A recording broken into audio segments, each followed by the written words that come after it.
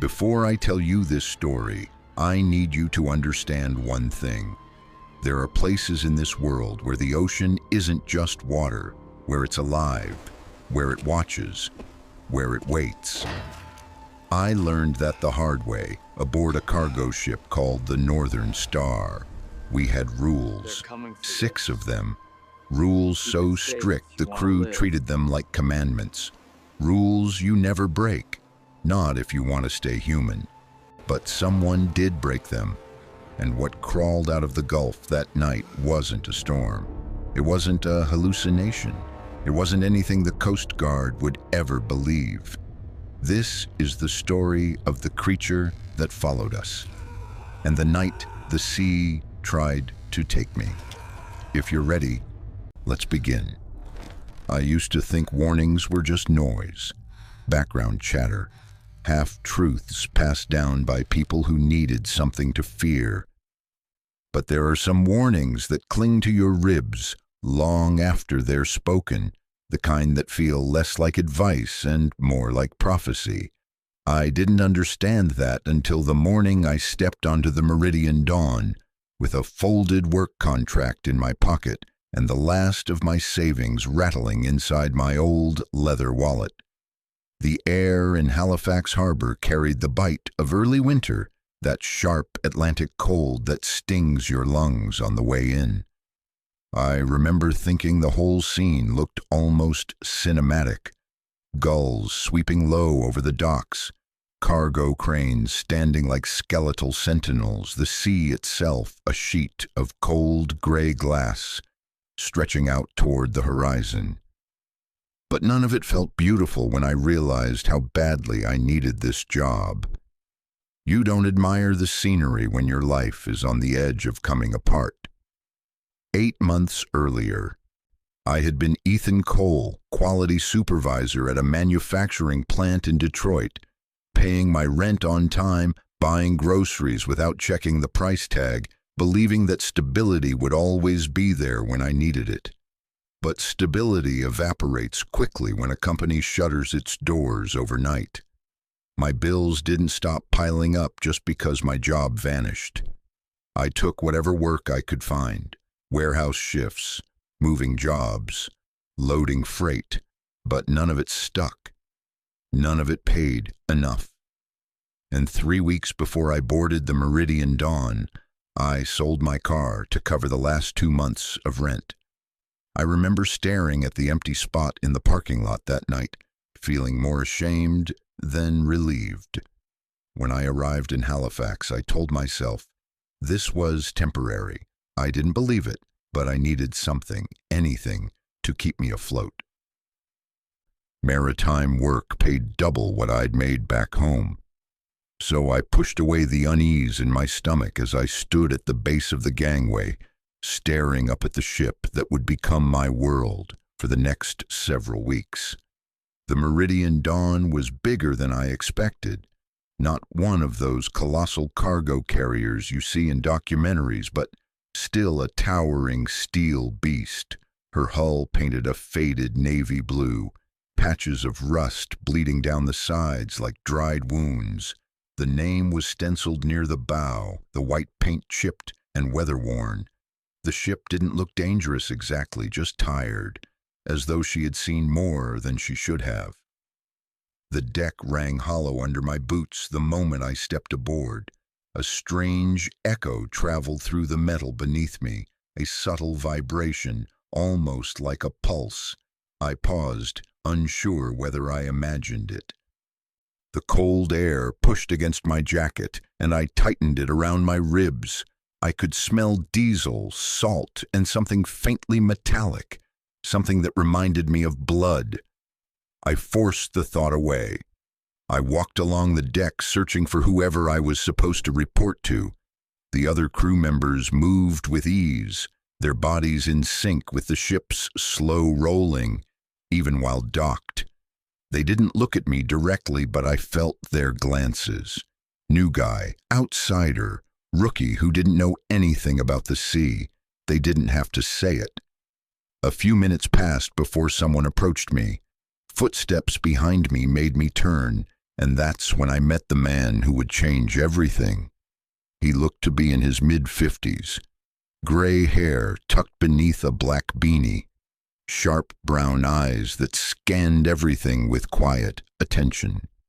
His posture was relaxed, but his face carried the weariness of someone who had lived too long in a place that demanded more than it ever returned.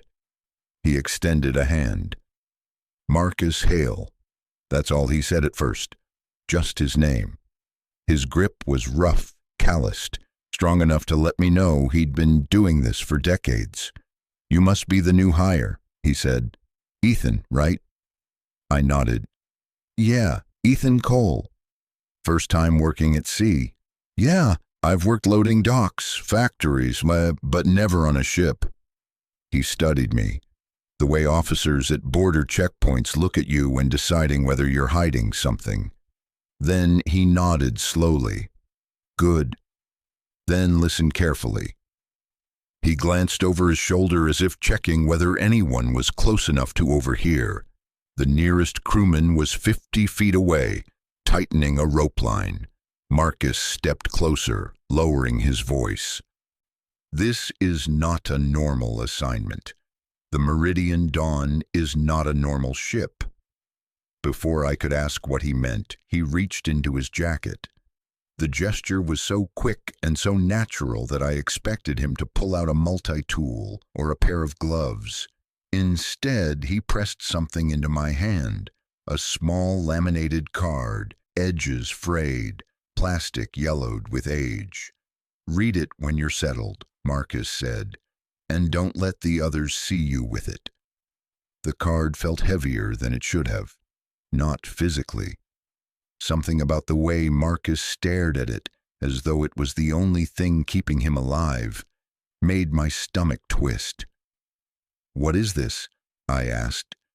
His expression hardened just slightly. "Rules," he said. "Follow them and you might come back home after this season. Ignore them." He paused, his gaze drifting toward the open water. "Well, you won't ignore them twice." I felt a chill that had nothing to do with the cold air. Something inside me whispered that this was not the usual workplace orientation. I opened my mouth to ask more, but Marcus's posture changed, straightened, formal. I turned and saw someone approaching from the far end of the deck, a tall man with a weathered face and a captain's posture. He walked with quiet command, the kind that didn't need to assert itself. Captain Rowan Briggs. His eyes were gray-blue, sharp enough to cut through fog. He nodded toward Marcus, then looked at me.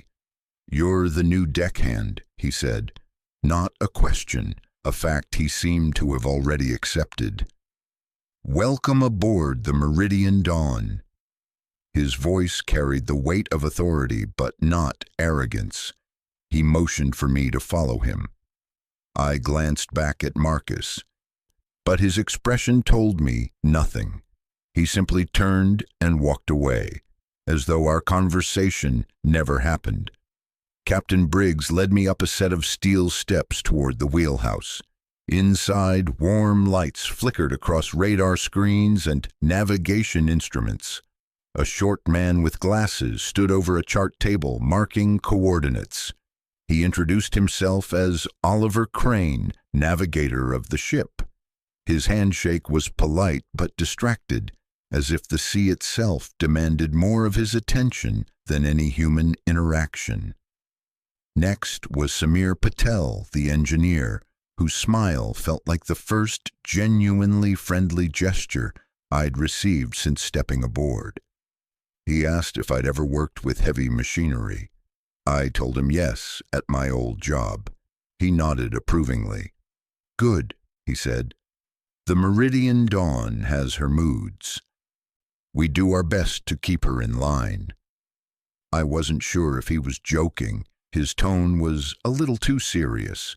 Captain Briggs handed me a clipboard with the standard forms. Safety procedures, emergency protocols, schedules, nothing out of the ordinary. No mention of strange rules or laminated cards. I wondered if Marcus had given me something personal, his own beliefs or superstitions. Sailors were known for that. Maybe the card was just a way to intimidate the rookie, but the feeling in my gut said otherwise. After the briefing, I went to the crew quarters assigned to me. The room was narrow, with 2 bunks and a metal locker. My bunk smelled faintly of old wood and salt. I sat down, pulled the laminated card from my pocket, and unfolded it under the dim yellow light. 6 sentences, 6 rules, each written in block letters, clean and deliberate, like someone had rewritten them hundreds of times until they became ingrained in muscle memory. Check weather every 4 hours. Report sudden changes immediately. Stay below deck during storms, no matter what you hear. Never go alone after dark. Always take someone with you. If you see an empty vessel, do not approach it. Notify the captain at once. If fog rises unexpectedly, lock yourself inside and stay there. If any sea creature gives off light, release it immediately. Do not touch it. The rules felt familiar in one sense. They resembled the kind of guidelines printed in safety manuals. But there was something else. Something about the phrasing, not scientific, not technical. These weren't instructions. They were warnings. I read them again, slower this time. The second rule bothered me the most, no matter what you hear. What would I hear during a storm that could possibly tempt me to leave shelter? Wind, machinery. The thought didn't make sense. And the 6th rule, a glowing sea creature? Maybe some kind of bioluminescent species. Still, the wording was ominous, too urgent, too personal. My heartbeat quickened. A part of me wanted to laugh it off. A bigger part couldn't. I tucked the card into my inner jacket pocket, close to my chest. I didn't fully understand why, but something told me it belonged there. A loud horn sounded across the harbor. The crew started moving with purpose. The Meridian Dawn was preparing to depart. I stepped back onto the deck as dock workers began releasing the thick mooring lines. The ship groaned softly, shifting its weight like something waking from sleep. Marcus appeared beside me without warning. He didn't look at me, just stared out over the water. "It's never too late to walk away," he said. I tried to smile. "That bad? You'll see." He walked away again, his footsteps echoing in the hollowness of the deck. I didn't have time to think. The ship began to pull away from the harbor. The city skyline grew smaller. The open sea stretched ahead of us. I tightened my grip on the railing as the Meridian Dawn pushed into deeper water. That's when I heard it. A noise rising up from beneath the deck. A low humming, almost musical, almost human, soft enough to question whether it was real, but strong enough to vibrate the soles of my boots. I turned toward Marcus. He was staring at me with a look that made my skin crawl. "You hear it already," he said quietly, almost mournful. "That's not good, Ethan." The humming grew louder for a moment, then faded as quickly as it came. The other crew members didn't react. No one looked concerned. Only Marcus. He stepped closer, his voice barely above a whisper. "The sea is paying attention to you." My throat tightened. "What does that mean?" I asked.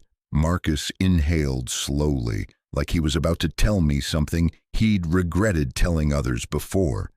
"It means you need to follow every rule on that card, every single one, because the ocean—" He hesitated. "The ocean remembers the ones who ignore its warnings." The Meridian Dawn tilted slightly as we broke into the open Atlantic.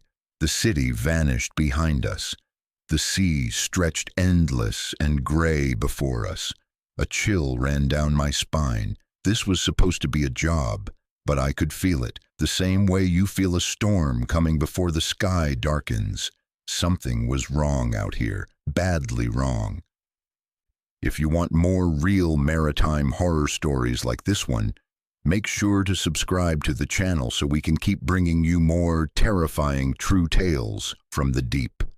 The first hours at sea were a quiet test of endurance. The meridian dawn rolled in long, deliberate rhythms as she carved a path through the open Atlantic, and I tried to match the crew's steady, almost casual movements. They made it look effortless, as though the ship was simply an extension of their bodies. I, on the other hand, felt like I was learning to walk for the first time. Every shift of the deck threatened to send me stumbling. Samir noticed and grinned. "You'll get your sea legs soon," he said, tightening a valve near one of the auxiliary pipes. "Just breathe with the ship, don't fight it." Easy for him to say. He'd been doing this for years. The afternoon light dimmed as clouds gathered overhead. Nothing severe, just the kind of shifting weather that reminded you how quickly the sky could turn on you out here. I looked up at the horizon. The sun smudged behind a veil of gray. The air felt heavier, colder, not storm weather but unsettled. I thought of the first rule: check weather every 4 hours. It seemed excessive, bordering on paranoia. But after hearing that humming beneath the deck, after seeing the way Marcus looked at me, I felt a new awareness settling over me, like my senses were sharpening against my will. A shadow passed beside me. Marcus again. He didn't speak. He didn't need to. The grim set of his jaw was reminder enough that everything out here meant something. The day moved in slow cycles of work and observation. We secured containers, tested lines, checked tension on the outer rigging. Captain Briggs monitored the weather through short, clipped exchanges with coastal stations. Samir walked me through basic engine checks. Oliver showed me how to read our navigational charts and how to interpret radar patterns. Each man had a different energy.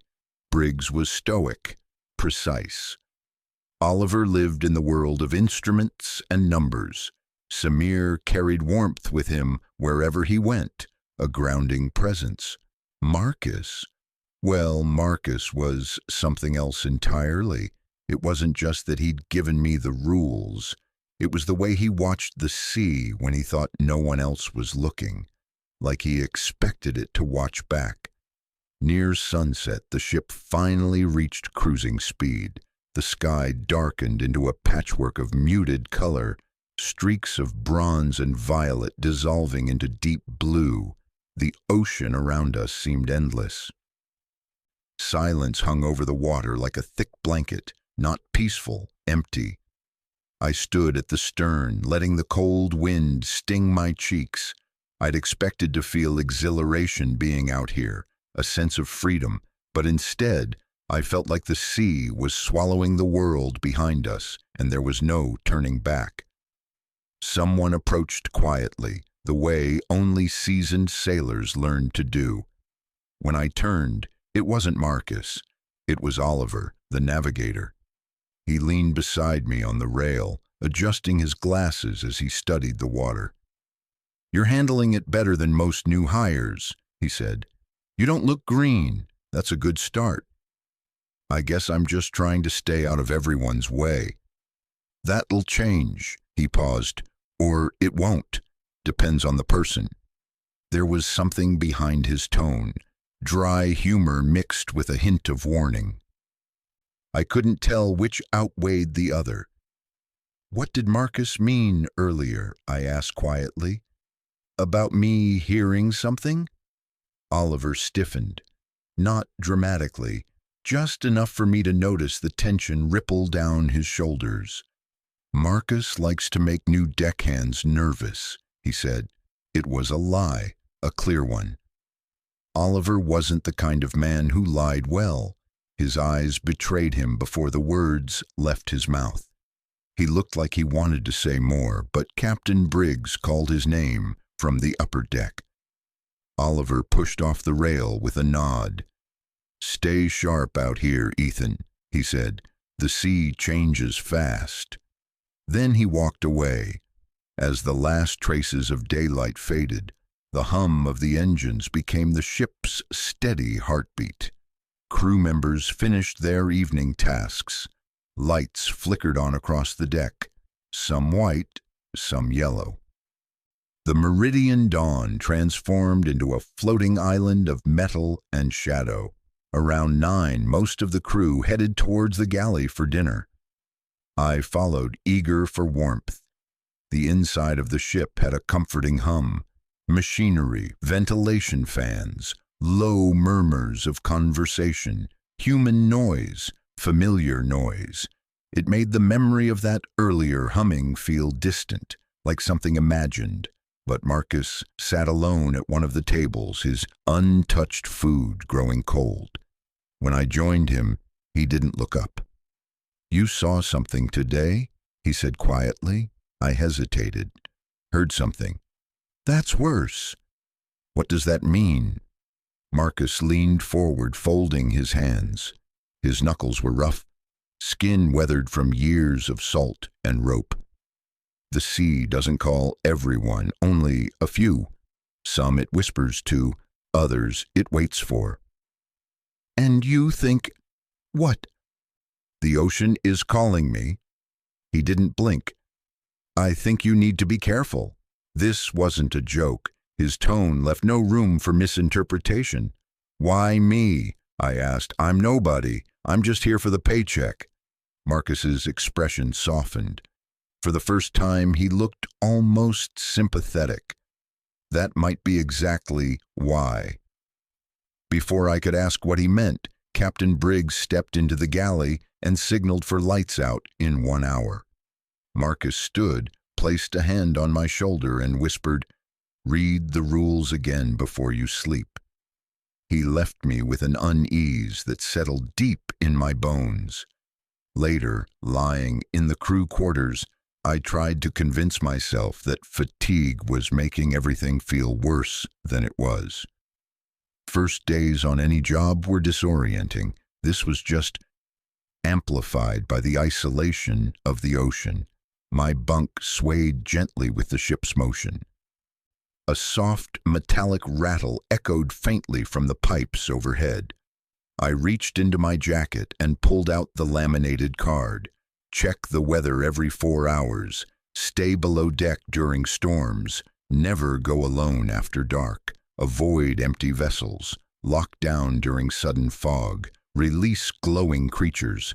The words stared back at me like carved warnings from another era.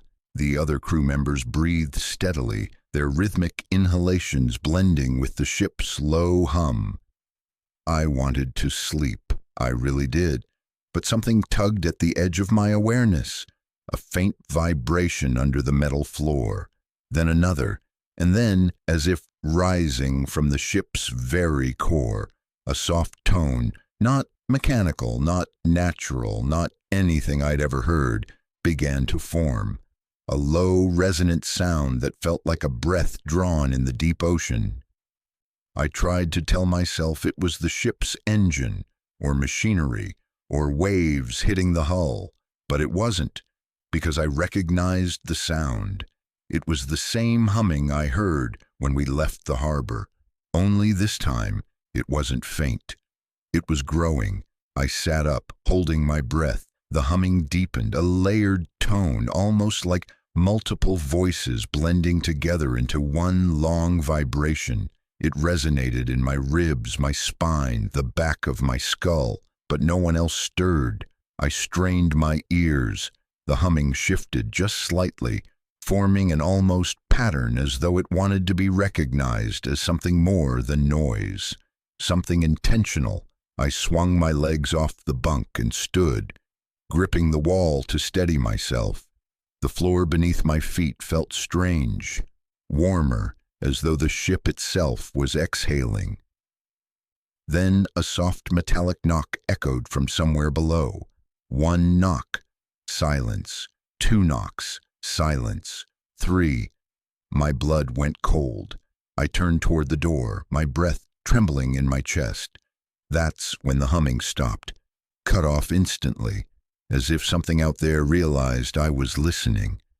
The silence that followed felt wrong, hollow, expectant. I waited for someone else to react, to move, to cough, to shift in their bunk, but nothing happened. It was just me, wide-eyed in the darkness, gripping the edge of my bunk with white knuckles. I don't know how long I stood there. Eventually my body gave in and I crawled back under the thin blanket. I didn't sleep. I just stared at the flickering ceiling light and listened to the too quiet silence. When morning came, I stepped onto the deck, hoping the daylight would wash away whatever fear had settled in my bones. But the first thing I saw was Marcus at the rail, staring at the sea like it was speaking to him. He didn't turn when I walked up beside him. "You heard it again, didn't you?" he said. I swallowed hard. "What is it?" He exhaled, a deep, tired breath. "It's the reason those rules exist," he said, "and the reason most who hear it don't make it home." He finally turned to look at me, and what I saw in his eyes wasn't fear.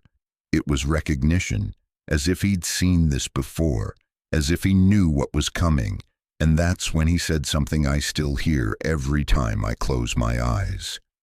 "The sea has chosen you, Ethan, and it doesn't choose lightly."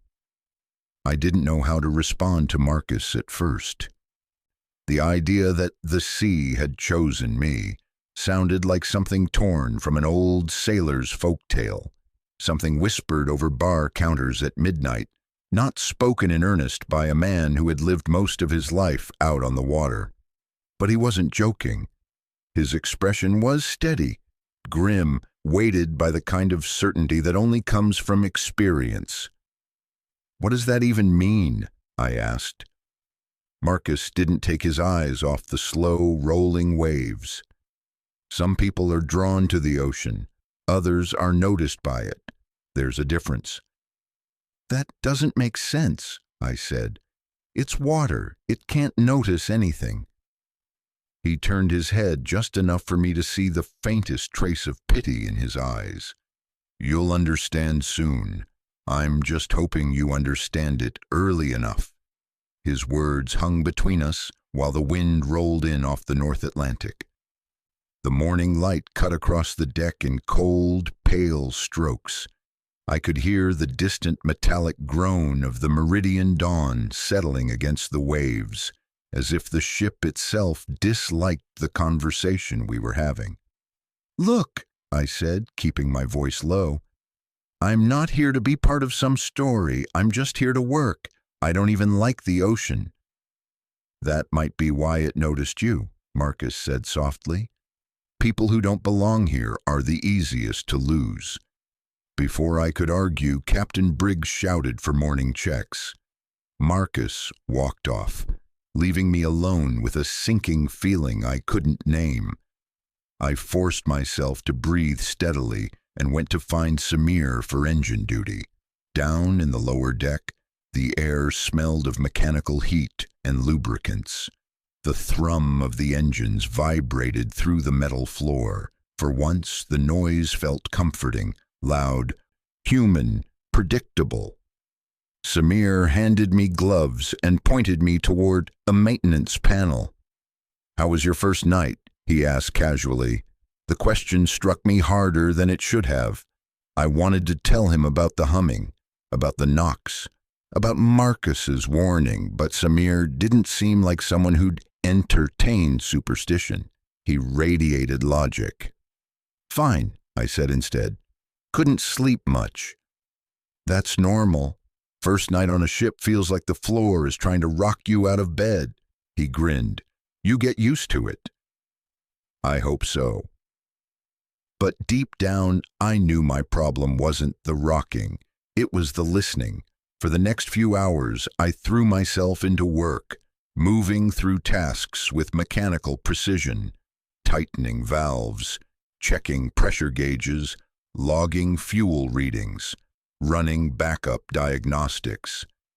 Samir occasionally cracked a joke to lighten the mood, and I managed a few laughs, though they felt hollow in my chest. At lunch, the mood among the crew felt tense, like everyone sensed something brewing beneath the surface. No one talked about it directly, not Briggs, not Oliver, not even Samir.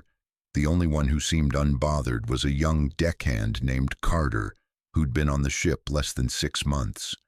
Carter was cheerful in a way that felt out of place on the Meridian Dawn.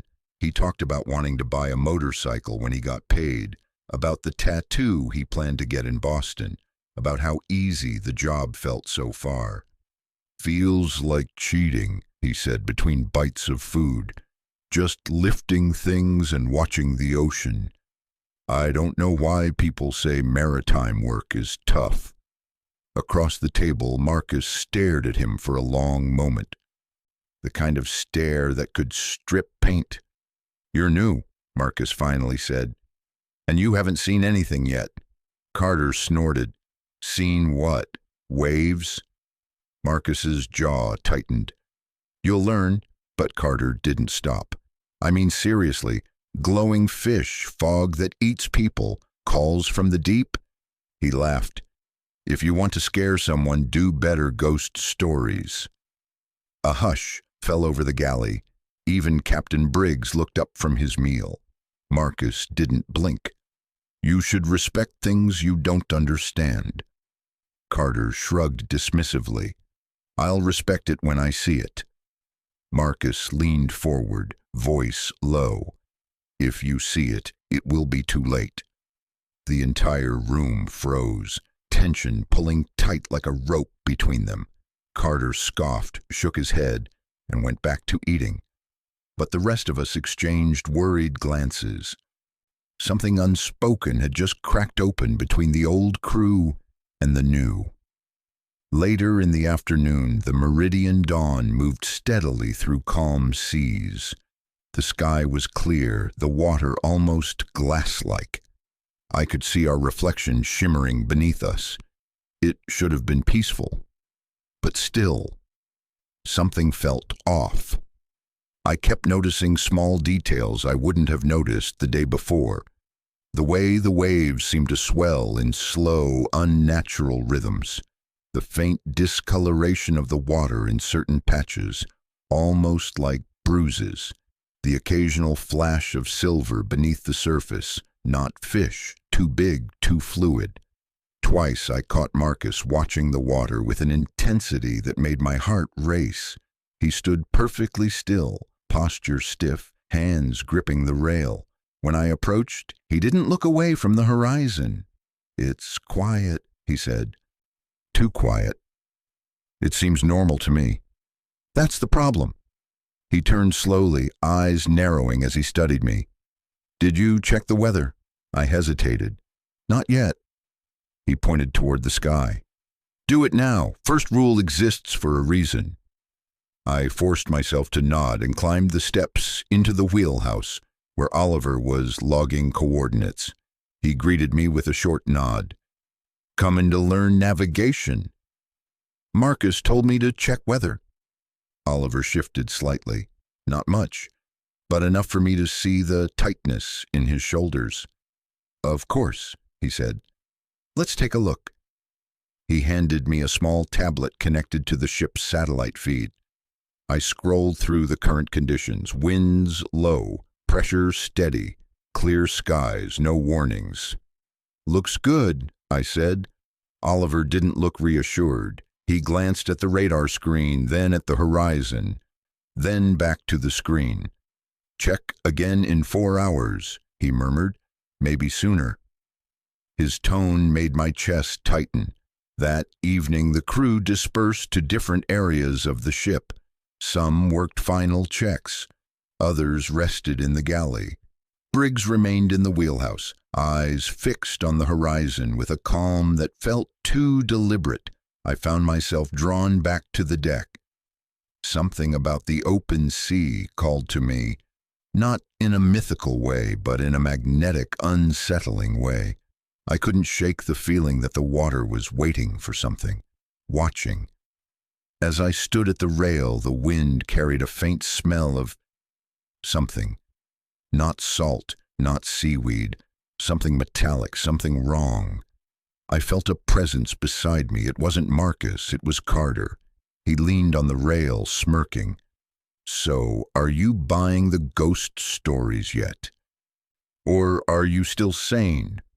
"I heard something last night," I said quietly. "Below deck." Carter snorted. "Probably machinery." "It wasn't machinery. Then it was the ocean, maybe whales, maybe the ship settling. Doesn't mean anything." His confidence felt reckless, dangerous. "You should take the warning seriously," I said, "and you shouldn't let old sailors get in your head." He slapped the rail lightly. "Relax. This ship is fine. Nothing out here but water and fish." A loud crack echoed from beneath us, a deep, sharp metallic pop that made us both stiffen. Carter jumped back, startled. I gripped the rail, heart pounding. "What was that?" he asked, his bravado slipping. I didn't know, but I knew what it reminded me of. The knocks, 3 knocks, from the night before, the same rhythm, the same resonance. I felt the deck vibrate softly beneath my feet. Carter forced a laugh. "Yeah, probably just pressure shifting in the hull. See? Nothing scary." But I wasn't convinced. As night settled in, a pale glow formed along the horizon. Not sunlight, not moonlight, something else. Something faint, shifting, moving in slow pulses beneath the distant surface. I blinked, unsure if my eyes were playing tricks on me. Then I heard it, that same humming, low, deep, calling up from the ocean's belly. Marcus appeared beside me, his arrival so sudden it jolted me. "You're hearing it again," he whispered. I nodded. His face tightened. "Then tonight, stay in your bunk. No matter what happens, no matter what you hear, promise me." "What's going to happen?" He didn't answer. Instead, he stepped closer, gripping my arm with a strength that surprised me. "Ethan, listen to me. You need to take this seriously. The ocean has started paying attention. If you break a single rule, just one, this ship will not bring you home." My mouth went dry. "Why me?" His voice lowered to almost nothing. "Because you're the only one who heard it on your first night." A gust of wind rushed across the deck. The temperature dropped sharply. The water around us rippled in unnatural patterns as though disturbed from below. I swallowed hard. "Marcus, what is out here?" His eyes shifted back to the waves. "Something old," he said. "Something patient. And dangerous. Only when it wants to be." "And what does it want now?" Marcus slowly met my gaze. "You." The word hit me like a blow to the stomach. Before I could respond, Captain Briggs called for all hands to finish evening checks. The crew moved quickly, as though instinctively sensing the tension radiating through the air. Even Carter seemed quieter, more subdued. I forced myself through the remainder of my tasks, but my focus slipped constantly. Every sound felt amplified. Every shift of the ship felt purposeful. Every ripple on the water felt like movement just below the surface. When my shift ended and I returned to the quarters, I felt an overwhelming urge to read the rules again. I pulled out the laminated card and sat on my bunk, staring at the sentences as the lights flickered overhead. Rules, warnings, prophecies, instructions for survival. I didn't know which anymore. I just knew they were the only things standing between me and something I couldn't understand. As I lay down, the metal floor vibrated faintly beneath me, as if something brushed the underside of the hull. I closed my eyes, heart pounding. The humming started again, soft, calling, familiar. Then 3 knocks, directly beneath my bunk. I froze. The humming grew louder, shaping itself into something resembling a voice. Not words, not language, just intent. Something wanted my attention. Then, from the bunk across the room, I heard Carter whisper, "Ethan, are you awake?" I didn't answer, because I think something's calling my name. I kept my eyes shut, hands gripping the blanket, body rigid with fear. The humming deepened, vibrating through the floor, the walls, the air, and as the knocked rhythm repeated, slow, deliberate, patient, I realized something with horrifying clarity. The sea wasn't watching me. It was knocking for me. Part 1 ends here. There are moments in life when the world seems to tilt. Subtle at first, then violently, until you realize you've crossed a line you can't uncross. Something changes, something shifts, and the person you were before becomes someone else entirely. For me, that moment happened just after dawn on the third day at sea. I hadn't slept, not really. The humming below the deck had followed me into my dreams, threading itself into the fabric of my sleep until I woke up gasping, clutching the edge of the bunk with clammy palms. Carter didn't sleep either. I knew because every time I opened my eyes, he was awake, staring at the ceiling like he was waiting for instructions from someone I couldn't hear. When morning came, the quarters felt stale, heavy, as if the air had thickened. I stepped outside, hoping the cold Atlantic wind might clear the fog in my head. Instead, the world outside felt sharper, more vivid than it had the day before. The water was too still, the sky too pale, the horizon too clean, as if someone had drawn it with a ruler. I wasn't the only one who noticed. Marcus stood near the port rail, shoulders taut, eyes scanning the water. Captain Briggs was already on the bridge, his posture stiff as he studied the horizon through binoculars. Even Samir, usually the calmest man on board, moved with restless energy as he checked the outer piping. But it was Carter who worried me. He was already on deck, alone, leaning over the starboard rail with both hands gripping the metal as if balancing himself. He stared down into the water, unmoving. Something about the angle of his neck made me uneasy. His attention wasn't casual curiosity, it was focus, intense, undivided, hungry. I approached slowly. "Carter," I called. He didn't turn, didn't blink, didn't move an inch. The only part of him that shifted was his breathing, slow, steady, almost tranquil. A shiver crept down my spine. "Carter," I repeated louder this time. His fingers tightened on the rail. Then finally, he spoke. "They're closer today." His voice was low, almost peaceful. That scared me more than anything. I walked up beside him, keeping a safe distance from the edge. "Who's closer?" He tilted his head, eyes unblinking as he stared into the water. "You know." I swallowed hard. "No, I don't," Carter whispered. "They're calling." Before I could respond, the water below us rippled, just slightly, but enough to send a chill down my arms. At first, it looked like the gentle break of a current. But then a shape appeared beneath the surface. It moved slowly, too large to be a fish, too fluid to be debris. A long, dark shadow drifted beneath us, passing directly under the ship, like something inspecting the hull. Carter leaned farther over the rail. "Do you see her?" he whispered. "She's beautiful."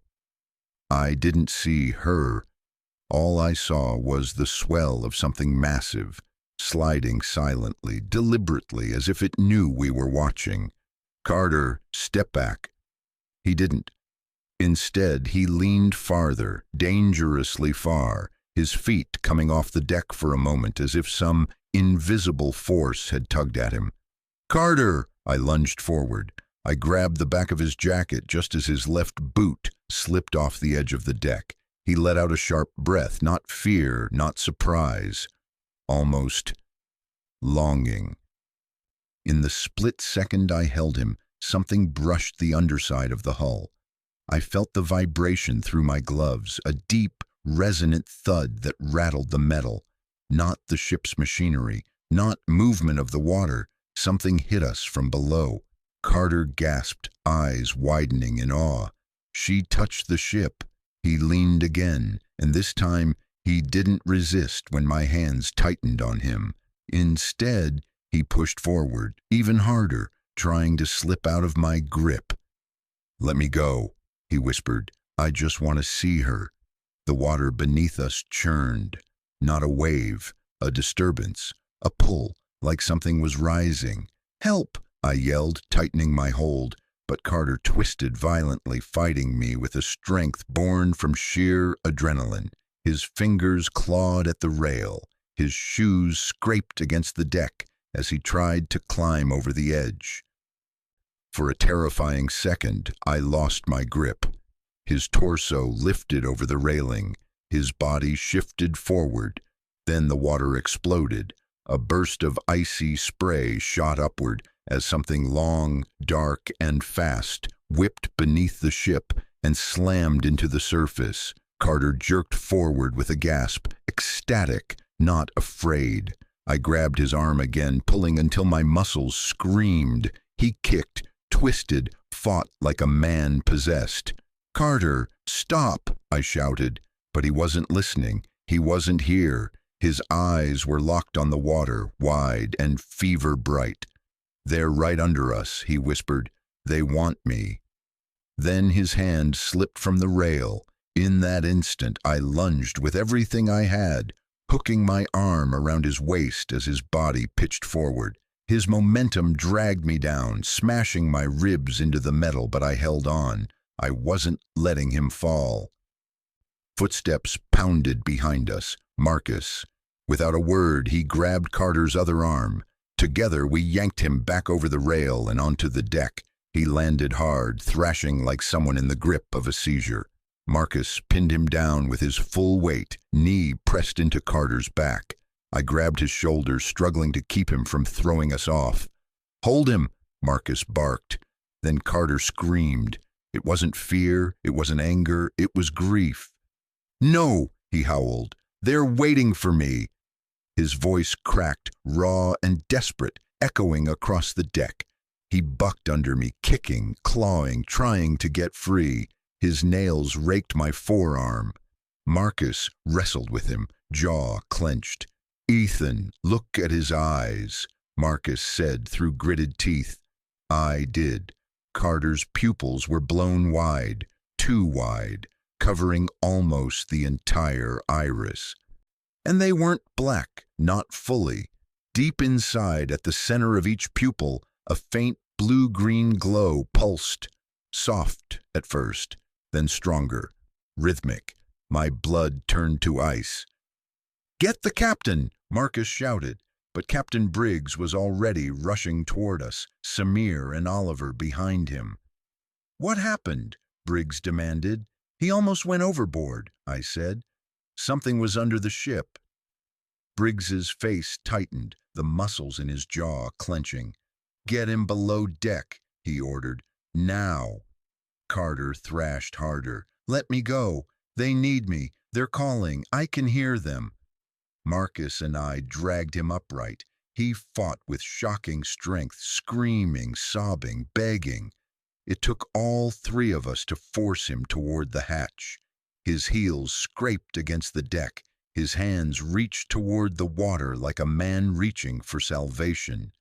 When we finally shoved him through the hatch, he collapsed to his knees, chest heaving, sweat dripping from his temples. His eyes flicked rapidly, tracking something only he could see. Then he whispered, almost reverently, "She was right there. She reached for me." A chill swept through the corridor. Captain Briggs locked the hatch behind us. "Get him to the infirmary," he said, "and pray the sea hasn't taken him already." The corridor felt too narrow, too dim, too far away from the open air as we dragged Carter toward the infirmary. His breathing came in short, frantic bursts. He wasn't screaming anymore. That almost made it worse. The silence between those ragged breaths felt alive, as if something unseen had followed us inside. Marcus and I held his arms while Samir walked ahead, unlocking the infirmary door with shaking fingers. The moment it opened, Carter's legs buckled. He dropped to the floor like a puppet whose strings had been cut. Sweat soaked through his shirt, darkening the fabric across his back and chest. His eyes twitched beneath half-lowered lids, pupils still blown wide and shimmering faintly. Marcus knelt beside him, jaw set tight. "Don't look at the floor," he said. "Keep your eyes straight. Don't give them anything." I didn't understand what he meant until I felt it. A vibration, soft, subtle, rising through the metal beneath us, like something brushing past the underside of the hull again. I straightened so fast my head nearly hit the ceiling. "Is that—" "Yes," Marcus whispered. "They're still here." Samir swore under his breath, backing away from the gurney as we lifted Carter onto it. His hands trembled as he reached for restraints. "Is he dangerous?" Samir asked. "Not in the way you think," Marcus said, "but he's compromised." Captain Briggs stepped into the room at that moment. He closed the door behind him, turned the lock, and faced us. His expression hard, severe, older than it had been an hour earlier. "Tell me exactly what happened," he ordered. I swallowed, my throat dry. He was leaning over the rail, too far, like he was being pulled. Something moved under the ship, fast. The water rose. He almost went overboard. "Not almost," Marcus muttered. "He would have gone if Ethan hadn't grabbed him." Briggs nodded once, as if confirming something he'd been afraid to admit. Then he looked at Carter. The young deckhand's chest rose and fell with shallow breaths. His fingers twitched. His lips moved, mouthing words none of us could hear. Briggs turned back to us. "Did he say anything?" "He kept saying they were calling him," I said. "That she was right there." Briggs closed his eyes, exhaling through his nose. When he opened them again, the steel blue sharpness had returned. "We need to secure him, now." Samir tightened the restraints around Carter's wrists and ankles. The leather buckles clicked into place. Carter didn't resist. That might have scared me more than his earlier struggle.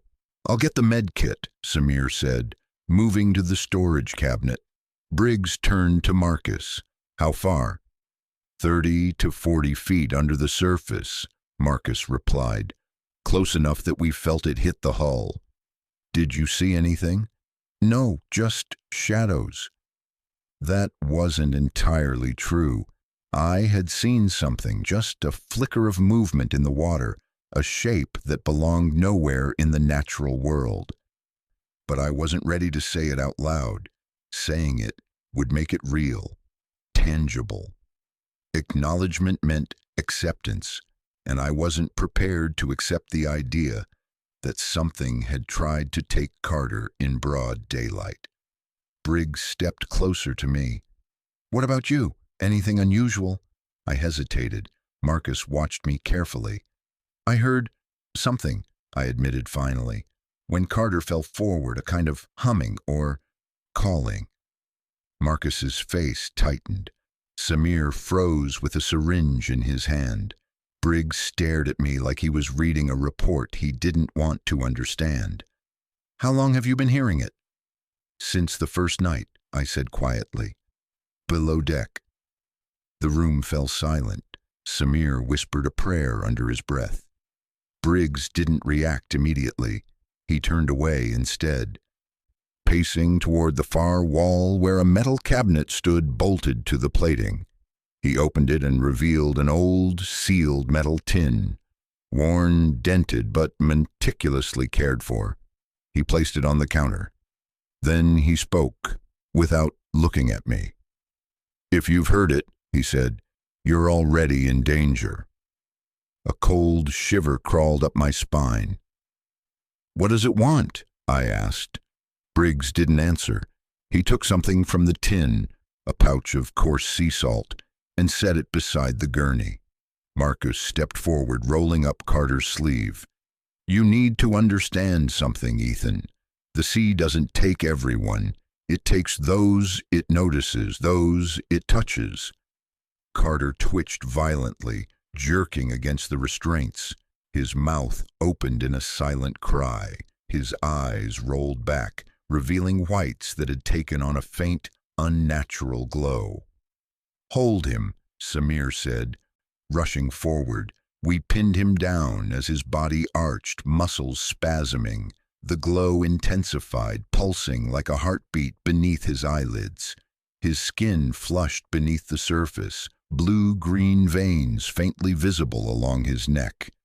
Then he screamed. It wasn't human. It was layered, echoing, distorted, a sound that didn't belong in a human throat. The hairs on my arms stood on end.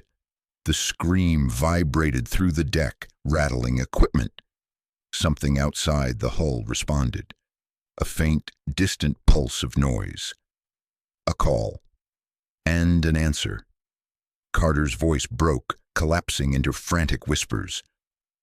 "They're waiting! They're waiting! She said I could come home!" Briggs grabbed the pouch of salt, tore it open, and threw a handful across Carter's chest. The effect was immediate. Carter gasped and collapsed against the gurney, eyes snapping open. The glow inside them flickered, dim, then stronger, until finally settling back into a muted, unnatural glimmer. Samir stared at the salt scattered across Carter's body. "What is that really going to do?" Briggs ignored the question. He looked straight at me. "Ethan," he said, "you need to keep your distance from the water." "I wasn't planning to go swimming," I said, trying to smile, failing. "I mean it," he said, stepping closer. "Don't lean over rails. Don't stand close to the edge. Don't go out alone. And if you hear anything at all, you report to me or Marcus immediately. Do not investigate. Do not respond. Do not acknowledge it." A cold knot tightened in my chest. "How bad is this?" I asked. Briggs opened his mouth to answer, but froze. Something scraped against the hull. A long, slow drag. Not a wave. Not machinery. Not the ship shifting. Something alive, moving along the metal. The sound traveled from port to starboard like fingers tracing the length of the ship. Everyone looked at the wall. Carter shuddered. "They're here," he whispered. Then the scraping stopped. Silence pressed against the room like a weight. A beat passed. Then 3 knocks, directly beneath the infirmary floor. Samir dropped the syringe. Marcus's face drained of color. Briggs whispered, "God help us." Because the knocks weren't random. They were the same pattern I'd heard under my bunk. They were the same pattern Carter had followed to the rail. They were a message, a signal, not for all of us, for one of us. Carter began to laugh, soft at first, then louder, a broken, desperate sound. "It's for you, Ethan," he said. "They want you next." For a moment, no one in the infirmary moved.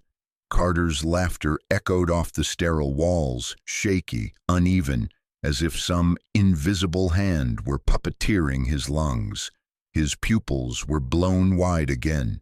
Something inside him flickered with unnatural rhythm, like bioluminescent veins pulsing just beneath his skin. I forced myself to take a step back. My legs felt hollow. The echo of those 3 knocks, deliberate, patient, purposeful, still rattled inside my chest.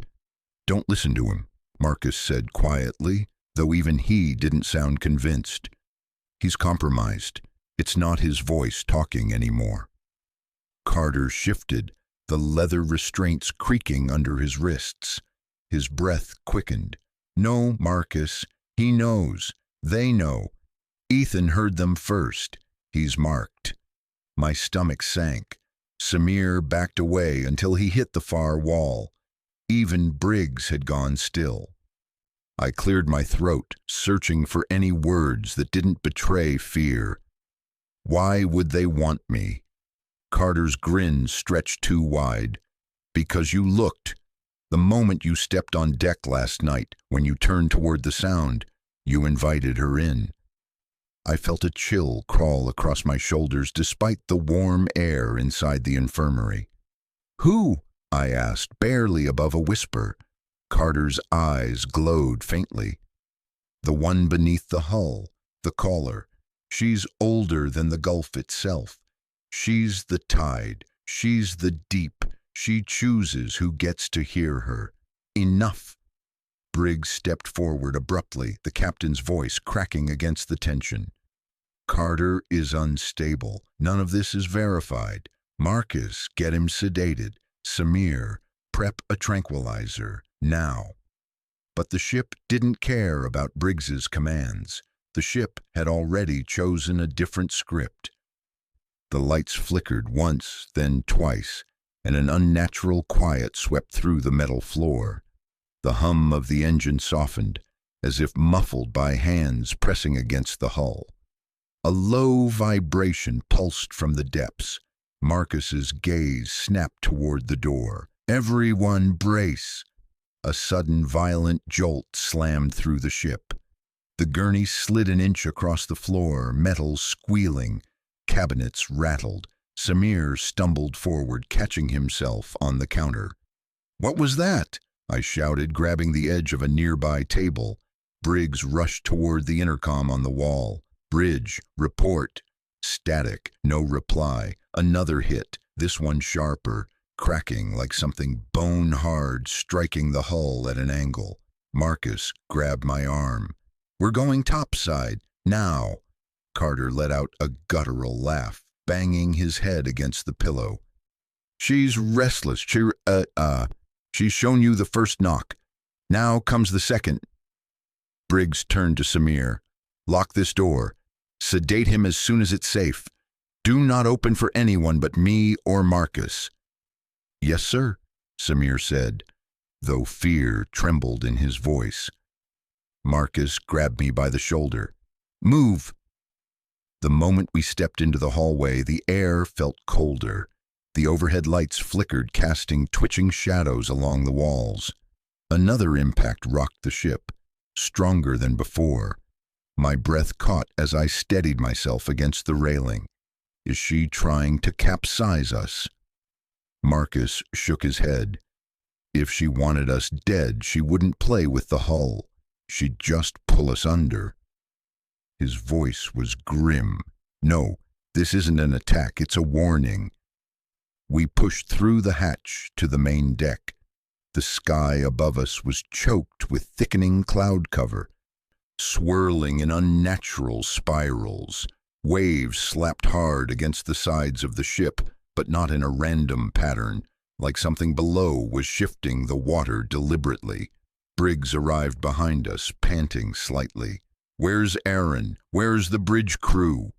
We sprinted toward the wheelhouse. The door was wide open. The radios crackled weakly with static. Maps lay scattered across the floor. One of the chairs still spun slowly, as if someone had stood up from it just moments before.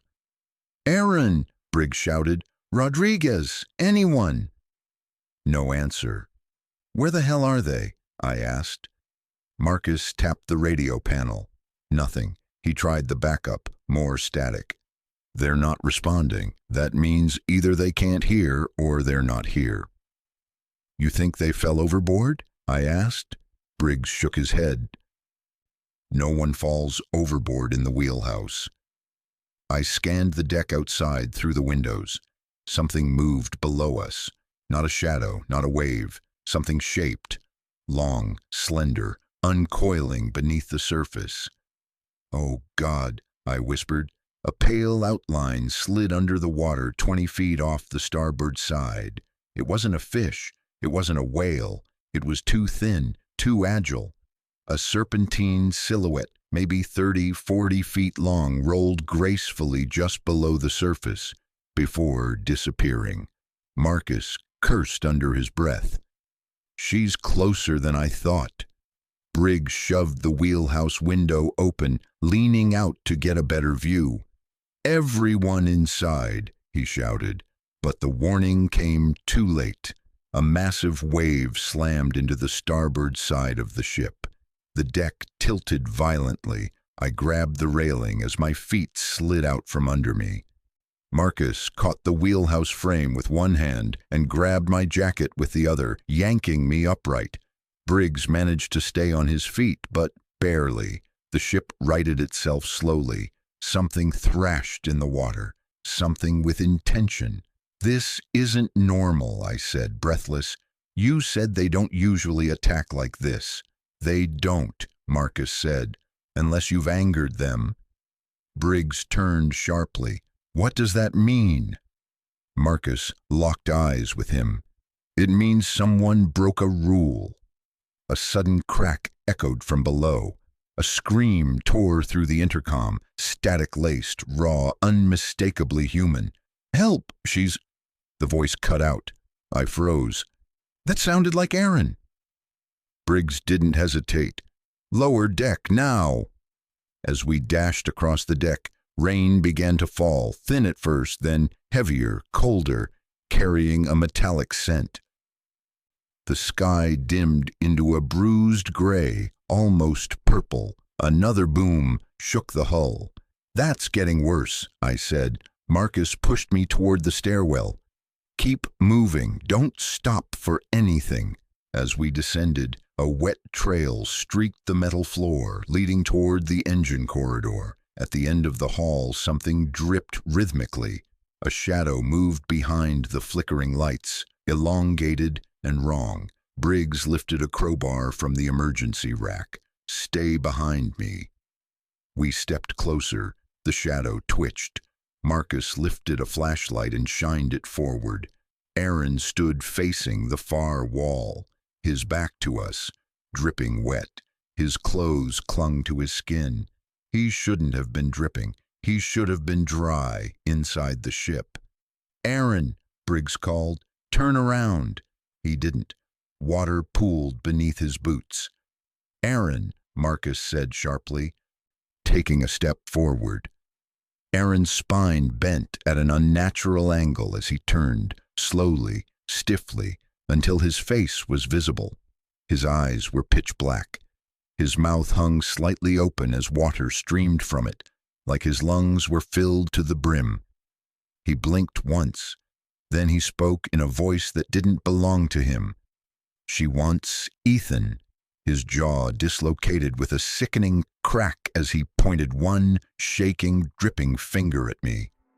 "Bring him." I stumbled back, hitting the wall behind me. Briggs raised the crowbar. Marcus grabbed my arm and pulled me away. Aaron took a step toward us. Water poured from his sleeves, his pant legs, his mouth. "Bring him back to the deep," Briggs yelled. "Run!"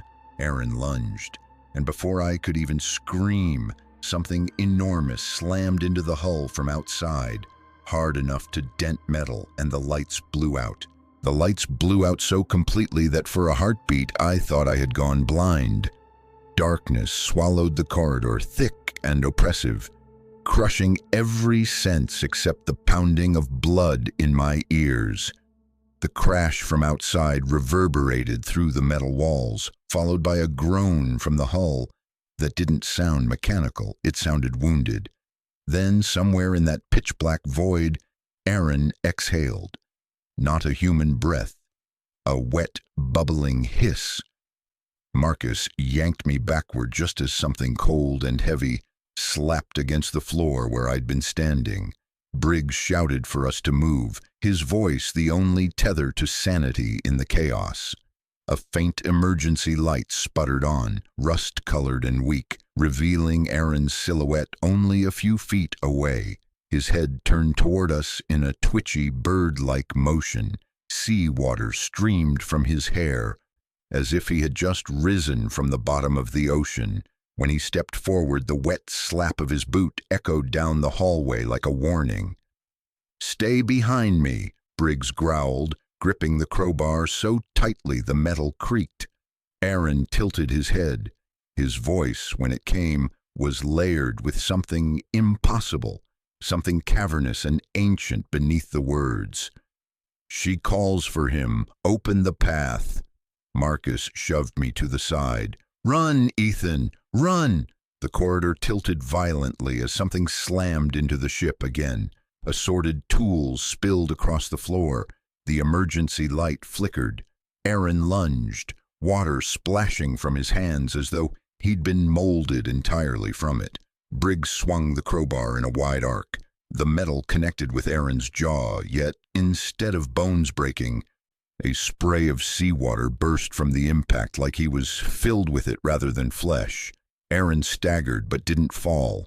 Briggs didn't wait for a second chance. "Move!" The three of us sprinted down the corridor. Behind us, Aaron's footsteps splashed and dragged unnaturally fast. He was gaining. The sound alone was wrong, too fluid, too slick, like something slithering more than running. We rounded a corner. Marcus shoved open a heavy maintenance hatch. Inside, we dove through just as Aaron's hand slapped the edge of the doorframe. The hand was wrong, longer, bloated, the skin stretched thin like something had reshaped it from the inside. Briggs slammed the hatch shut, threw the locking bar across, and exhaled shakily. From the other side, Aaron whispered through the metal, "Bring him to the deep." The door vibrated as he dragged his fingers down it, leaving streaks of moisture. Then silence. Only the distant groan of the hull remained. I pressed my back against the cool metal and tried to catch my breath. My pulse thudded in my throat. "What's happening to him?" I asked, though part of me didn't want to know. Briggs wiped seawater off his sleeve. "He's been taken, partially. They hollow out whatever they touch, use bodies like vessels. He isn't Aaron anymore. They don't mimic humans well, but they mimic enough." Marcus nodded grimly. "He's not the first, and he won't be the last if we don't move." My chest tightened. "So, what do they want with me?" Briggs hesitated. "Too long." "That's what we need to find out," he finally said. Marcus checked the maintenance room. Pipes, old storage crates. A ladder leading upward towards the mid-deck. "We can't stay here.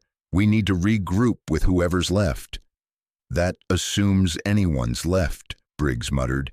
We climbed the ladder one by one.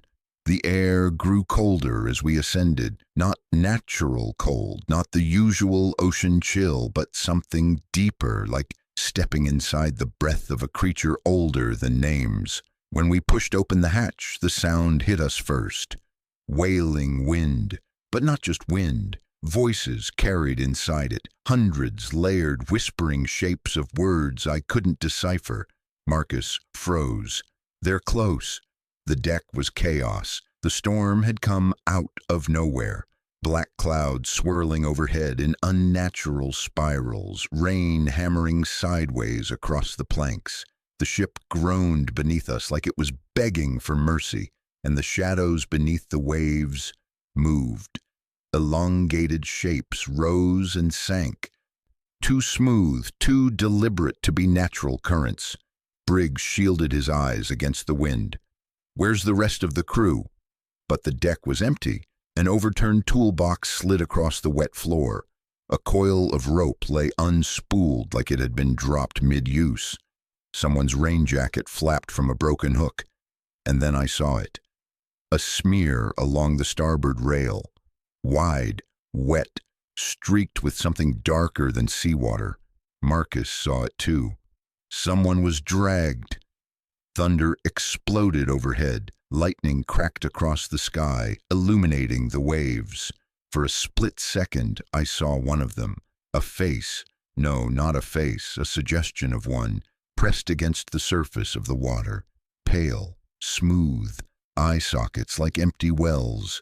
The mouth too wide, too patient. It sank away when the light faded. I stumbled back. "Oh, God!" Marcus grabbed my shoulder. "Don't look at them. That's how they pull you." Briggs scanned the deck with frantic eyes. "We need to get below. Bridge might still be intact.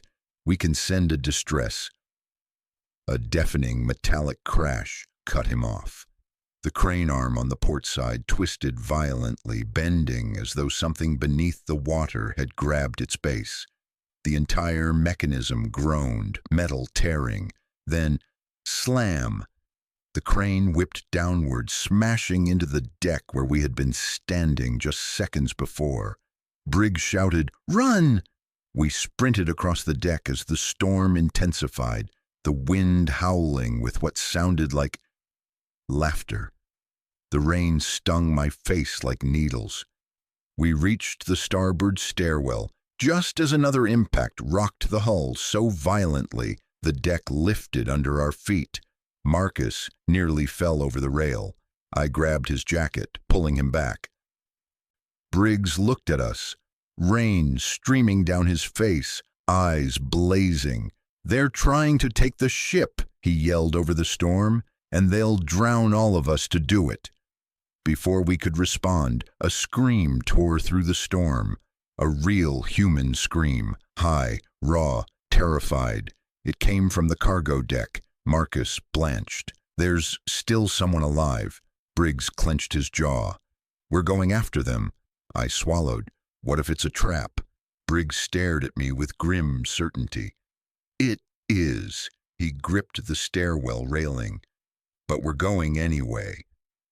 The scream rose again, sharper this time, echoing through the steel corridors like it had been caught in the ship's bones.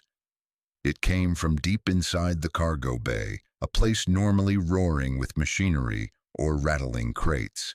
Now it was swallowed in unnatural quiet between thunderclaps. Briggs took the stairs 2 at a time, his boots slamming against the metal. Marcus followed close behind. I hesitated for half a second, staring at the black water churning beyond the railing, before forcing myself down after them. The deeper we descended, the more the storm above felt like a distraction, a loud, violent mask for something quieter moving beneath the surface. The air thickened with a damp weight. My ears popped like the pressure on the ship was changing. Marcus stopped at the mid-deck landing, holding a hand up. Quiet, we listened. At first there was only the distant crash of waves. Then, a dragging sound, something heavy being pulled across metal. A strained gasp. Someone was still alive down there. Briggs gripped his crowbar and nodded. "Move." We reached the cargo deck entrance. The giant sliding door was half open, bent out of shape as though something huge had forced it inward. Rainwater trickled down the walls, pooling on the floor, despite this level being enclosed. Briggs pressed his shoulder to the gap and forced the metal open another foot. The sound drew closer, shallow breathing, terrified, muffled. We stepped inside. The cargo bay was dark except for a faint emergency light, glowing in a sickly yellow hue. Shadows stretched along the floor, broken by rows of cargo containers. The air was thick with salt. Someone whispered from behind the second row of crates. "Help, please." I recognized the voice. "Rodriguez?" "Yes," he rasped. "I'm hurt." We moved toward him cautiously. Marcus held his flashlight low, illuminating the floor rather than pointing it forward.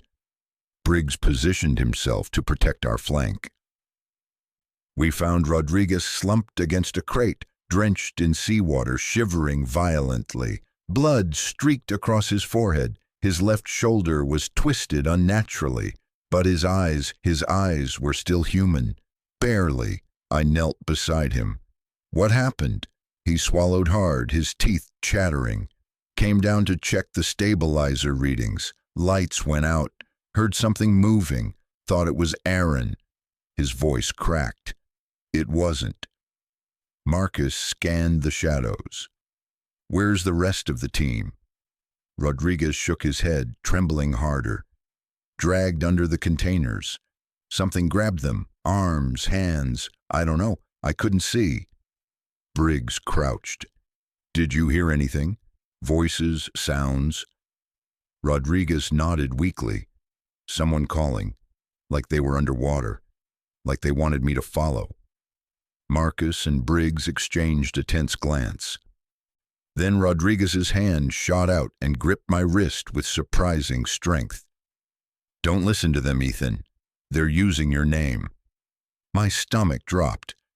How do you know that? I asked. Rodriguez's lips trembled. Because they used mine. A sudden clang echoed through the bay. Briggs stood, scanning the perimeter. All right, we need to move him out. Ethan, help me lift. The emergency lights flickered. Once, twice.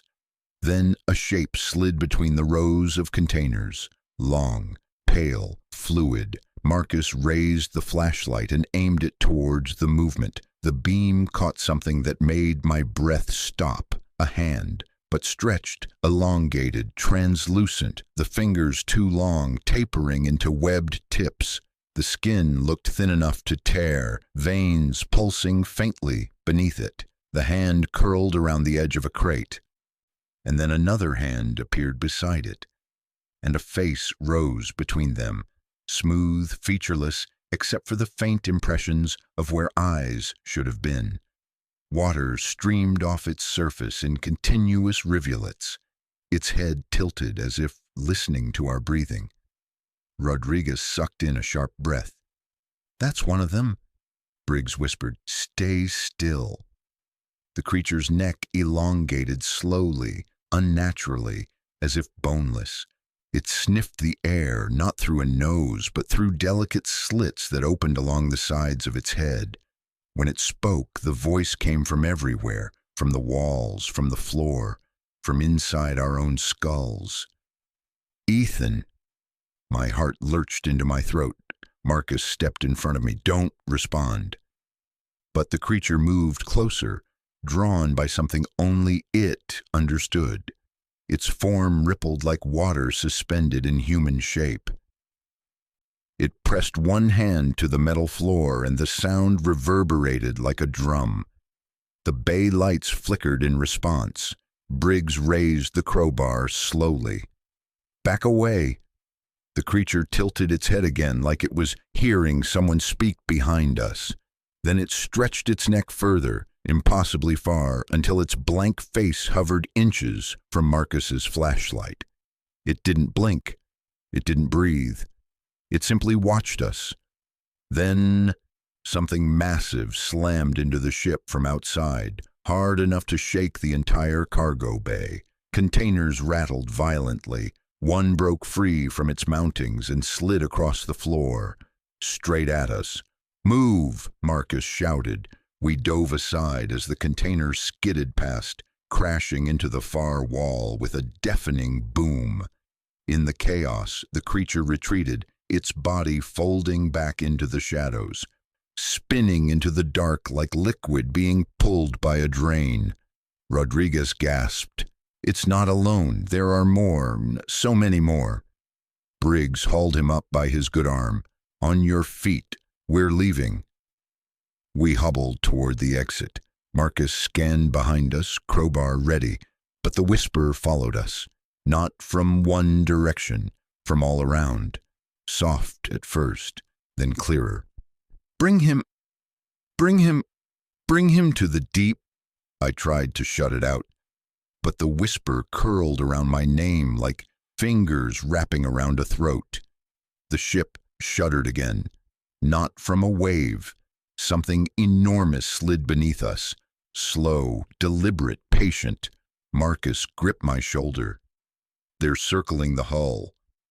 Rodriguez whimpered. They're cutting us off. Briggs grit his teeth. Then we pushed through. We reached the stairwell and froze. Aaron was standing at the top of the stairs, dripping, bleeding seawater, smiling with a jaw that no longer fit his face. She's waiting, Ethan, he whispered. She's just below." Thunder cracked overhead. The ship groaned. And behind us, from the darkness of the cargo bay, more hands began pulling themselves into view. For a heartbeat, none of us moved. Aaron stood at the top of the stairwell as if he'd been waiting there for hours. His soaked clothes clinging to his frame, his fingers elongated, skin stretched tight across bones that no longer seemed human. Water streamed from his hair and sleeves, pooling on the steps beneath him like he'd been dredged up from the deepest trench of the North Atlantic.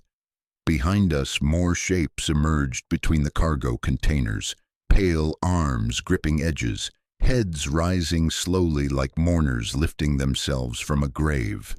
Each one was half-formed, half-liquid, bodies adapting to the human outline but never quite fitting it. We were surrounded. Rodriguez trembled violently. "Please don't let them take me." "Stay behind me," Briggs said, tightening his grip on the crowbar. "Marcus, flank him. Ethan, stay centered. Do not respond to anything they say." Aaron cocked his head, a grotesque smile stretching across his distorted jaw. "They've chosen. The deep is calling him." "Back off!" Marcus shouted, brandishing his flashlight like a weapon. A sudden tremor shook the ship. The deck under our feet lurched. Metal moaned in protest. Water sprayed from the seams of the hull near the floor. The creatures behind us reacted instantly, turning their heads in unison toward the sound, as if listening to an order no human could hear. Then they began to move. Fast. Too fast. One of them lunged from the shadows, reaching for Rodriguez with a hand that rippled like liquid. Briggs swung the crowbar with brutal force, connecting with its forearm. Instead of flesh breaking, the limb exploded into a spray of shimmering green droplets. The creature reformed instantly, its arm knitting back together like gel returning to shape. Rodriguez screamed. Marcus grabbed him and yanked him toward the stairwell. "Move, now!" Aaron stepped forward, blocking the way. His black eyes locked on me. "Ethan," he whispered, "don't run. It's easier if you don't run." Briggs shoved me aside. "Go!" Aaron lashed out, his arm elongated, stretching impossible lengths toward Marcus. The hand clamped around Marcus's ankle, and Marcus fell hard, crashing onto the stair. His flashlight skittered across the floor, spinning uselessly. "Marcus!" I grabbed his jacket and pulled, but Aaron's grip tightened, dragging him down the steps inch by inch. Briggs roared, swinging the crowbar again, this time connecting with Aaron's wrist. The blow sent a shock wave of water splashing down the stairwell, and Aaron's grip loosened. Marcus scrambled backward up the steps. Rodriguez cried out as one of the creatures in the cargo bay grabbed his injured shoulder. Briggs lunged and tore him free, but not before something dark and viscous burned into Rodriguez's skin. He collapsed, gasping. "We can't stay here," Marcus said. "They'll corner us." Briggs nodded. "Upper deck, go." We bolted up the stairwell. Aaron shrieked behind us, a sound that vibrated the metal walls, a sound not meant for human throats. More hands slapped the floor behind him. The creatures surged forward in a tide of pale limbs. Marcus shoved me ahead. "Don't look back!" I didn't. We reached the top of the stairs and slammed the hatch shut. Briggs locked the steel bar across it, just as something hit it from the other side, hard enough to bend the locking bolts. The pounding continued, relentless, the metal denting inward with each strike. Rodriguez stumbled, collapsing against the wall. His breath rattled, his eyes fluttered. Blue-green veins writhed beneath his skin like worms under a thin sheet. "Keep him awake," Briggs ordered. "If he loses consciousness, they'll pull him faster." Marcus grabbed Rodriguez's face. "Hey, stay with us. Stay awake." We moved down the corridor toward the midship bulkhead. The lights flickered. Half the bulbs had shattered from the impacts. Something enormous scraped along the hull. Long, deliberate strokes, as if a hand the size of a truck were feeling its way along the ship. "What's it doing?" I whispered. Briggs didn't look back. "Studying us. This one's older, smarter." "The caller?" I asked. Marcus shot me a look. "Don't speak her name." A deafening metallic snap echoed behind us. The hatch we'd closed buckled outward. "They're breaking through," I shouted. Briggs pointed ahead. "Bridge! Move!" We sprinted toward the wheelhouse. The ship pitched to the port side, nearly throwing us off our feet. I slammed into the wall, rebounded, and kept going. Marcus practically carried Rodriguez as we reached the final ladder. We climbed fast, too fast, adrenaline drowning out exhaustion. At the top, Briggs kicked open the wheelhouse door. What we saw froze all of us. The bridge was wrecked. Glass shattered, instruments smashed, water dripping from every surface, and in the center of the floor, the radio operator, Lars, lay flat on his back, eyes open, mouth agape, seawater filling his lungs. A faint glow pulsed inside his throat. He wasn't breathing. Marcus swore. "She's inside the ship now." The radio sparked uselessly. Briggs tried the backup battery. It sputtered, then died. Rodriguez collapsed on the floor, coughing hard. His skin was turning pale, too pale, like color was draining from him. I knelt beside him. "Stay with us." His eyes rolled toward me. "She's beneath us," he whispered. "She's climbing up the hull." A heavy knock echoed below. Then another. Then a third. The same three-pattern rhythm I'd heard under my bunk.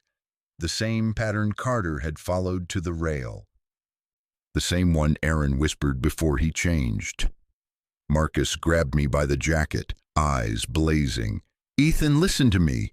She's calling you. She wants only you." Briggs turned sharply. "We're not giving her anyone." A loud crack split the ceiling. Water sprayed from a seam, raining down across the control panels. Something massive dragged itself up the side of the wheelhouse, casting a warped silhouette across the glass. Rodriguez screamed. Marcus pulled me away from the windows. "Don't look!" Briggs grabbed a flare gun from the emergency kit. "We hold this room. We hold as long as we can." A long, pale hand pressed against the outside glass. The fingers curled. The hull around us groaned as the creature lifted itself higher. "She's here," Marcus whispered. A face, smooth, pale, shifting like liquid, pressed against the window pane. I stumbled back. She didn't have eyes, but she looked straight at me. Her mouth opened slowly, water spilling out, and a voice like the bottom of the ocean filled the wheelhouse. "Ethan!" The window cracked, once, twice, then shattered inward, and the caller entered the ship. The wheelhouse shattered inward in a roar of breaking glass and screaming wind. The ocean-soaked air slammed into the room as shards of glass scattered across the floor like diamonds caught in a storm. I shielded my face with my arm as the force nearly knocked me backward. Marcus grabbed my jacket to keep me from falling. "Stay behind me!" But it was too late. She was already inside. The caller unfolded through the broken window, the way water spills into a room, smooth, continuous, without any sense of weight or resistance. Her shape glistened in the flickering emergency lights, neither fully human nor fully creature. Her skin was pale enough to be translucent, glowing faintly from within like moonlight trapped under the surface of a wave.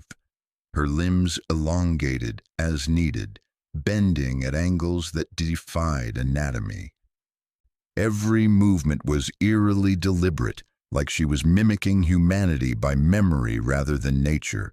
But it was her face that held me frozen. No eyes, no nose, only a smooth, flowing surface that shifted with subtle impressions, as if the idea of a face was being suggested, but never fully rendered. Then, slowly, impossibly, indentations formed across her smoothness. Not eyes, but the suggestion of them. Not a mouth, but the curve of one. Like she was growing the face she believed I needed to see. I staggered back until my shoulders hit the navigation console. Briggs aimed the flare gun at her. "Stay behind me," he shouted. "Marcus, get Ethan to the cabin." But the caller ignored them. She moved like water pulled by gravity, drifting forward until she hovered inches off the wheelhouse floor. When she opened the slit that served as a mouth, seawater poured out in a long, steady stream that splashed across the shattered glass. Then she spoke, not to Briggs, not to Marcus, to me. "Ethan," my breath caught my throat. The voice wasn't a sound. It was a vibration inside my bones, a pressure against my skull, a whisper I'd been hearing since the first night on the Northern Star. Soft, ancient, patient. "Come home," Marcus shouted. "Don't answer her." Briggs fired the flare gun. The flare streaked across the wheelhouse in a burst of orange light and hit the caller square in the chest. For an instant she illuminated like a lantern held under water. Then the flare extinguished inside her body, like it had been swallowed by the sea. She didn't flinch. Instead, she reached forward, not with hands, not with arms, but with something fluid, something that formed itself into shape as it extended toward me. A tendril of liquid light slithered through the air, twisting gently, drawn by something I couldn't see. Marcus grabbed the crowbar. "Back! Get back!" He slammed it down on the tendril. It passed straight through. The tendril didn't even ripple. Marcus stumbled, horror twisting his face. "Briggs, nothing's stopping her." Briggs grabbed my shoulder. "We're leaving. Now." He shoved me toward the opposite door, the one leading to the exterior walkway. Marcus pulled Rodriguez to his feet. The wounded crewman groaned, half-conscious, his skin paling further, but the caller drifted between us and the door, smooth as a tide reaching the shore. Her head tilted, listening again to some distant pulse, and when she spoke, her whisper filled the entire wheelhouse with cold. "You called back." I shook my head. "I didn't."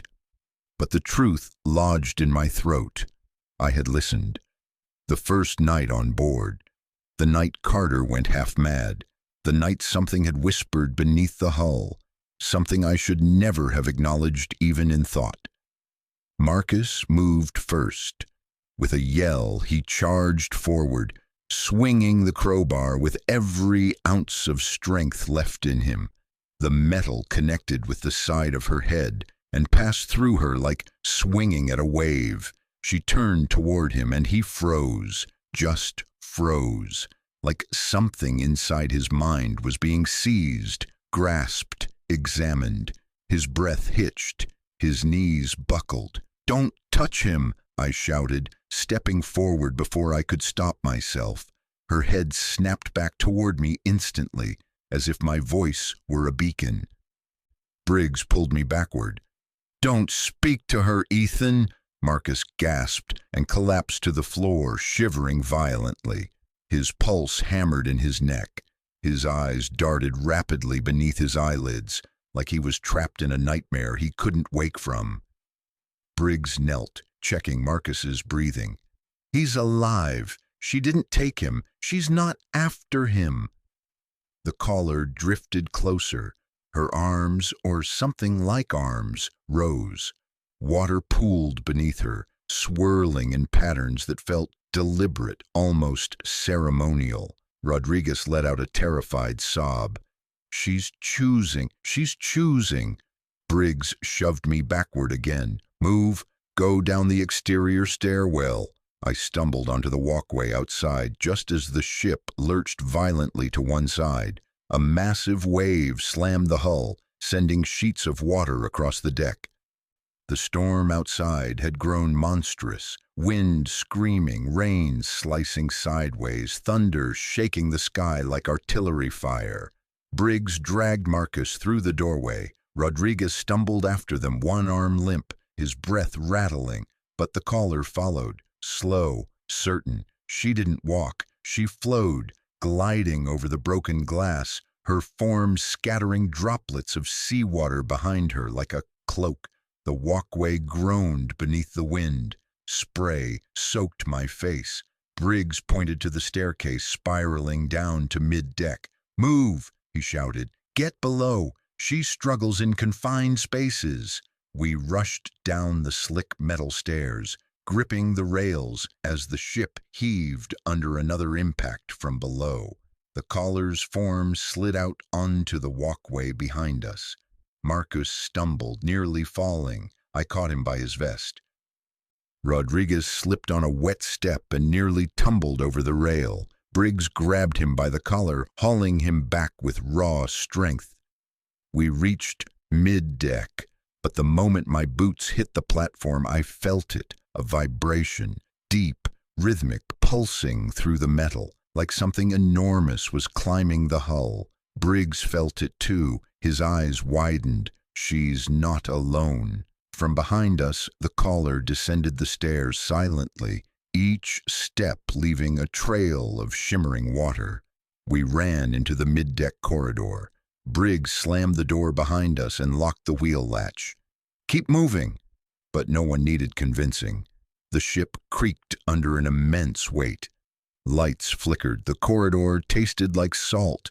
And from behind the metal door, a slow knock, knock, knock. My name echoed between the walls. "Ethan!" The caller was inside the ship, and she wasn't stopping. The metal door behind us pulsed under each knock, slow, rhythmic, patient. Every sound vibrated through the corridor like a heartbeat, belonging to something far larger than the ship, or anything human. Rodriguez whimpered as he leaned against the wall, his injured shoulder hanging limp, skin turning a faint bluish tint under the flickering lights. "She's inside. She's inside already." "Keep your eyes forward," Briggs barked. "Don't give her anything." Marcus, still pale from what the caller did to him in the wheelhouse, grabbed my arm to steady himself. His breathing was shallow and sharp. "Ethan, listen to me. You can't let her inside your head. No matter what she shows you, I'm trying," I whispered. Trying and failing, because even here in the corridor, away from the broken wheelhouse beneath metal and steel, I could still hear her voice, not from behind the door, not from the ocean, but from somewhere deeper, inside. "Come home. The deep is warm. The deep remembers." Briggs pushed us forward. "Move. Reinforced bulkhead is 50 feet ahead. If we can get behind it, we might slow her down." Rodriguez limped after him, clutching his chest. The corridor lights flickered violently as the ship lurched again. Something massive scraped along the outer hull to our left. Long, dragging strokes that screamed of claws or tentacles, or some appendage not meant to touch metal. Marcus whispered, "She's calling her brood." I swallowed. "Brood?" "Those things in the cargo bay," he said. "The half-formed ones. They're fragments of her, or children, or whatever she uses to pull people under. They're gathering." Before I could respond, a deafening metallic crack rang out behind us. The door, the one Briggs had locked. It bent inward like aluminum foil. "Run!" Briggs shouted. We sprinted down the hallway, boots slamming the metal floor. Rodriguez stumbled, nearly falling, but Marcus hauled him upright by the collar. Another boom shook the corridor. Rivets burst from the walls, clattering across the floor like hail. Lights blew out in a chain reaction, plunging half the corridor into darkness behind us.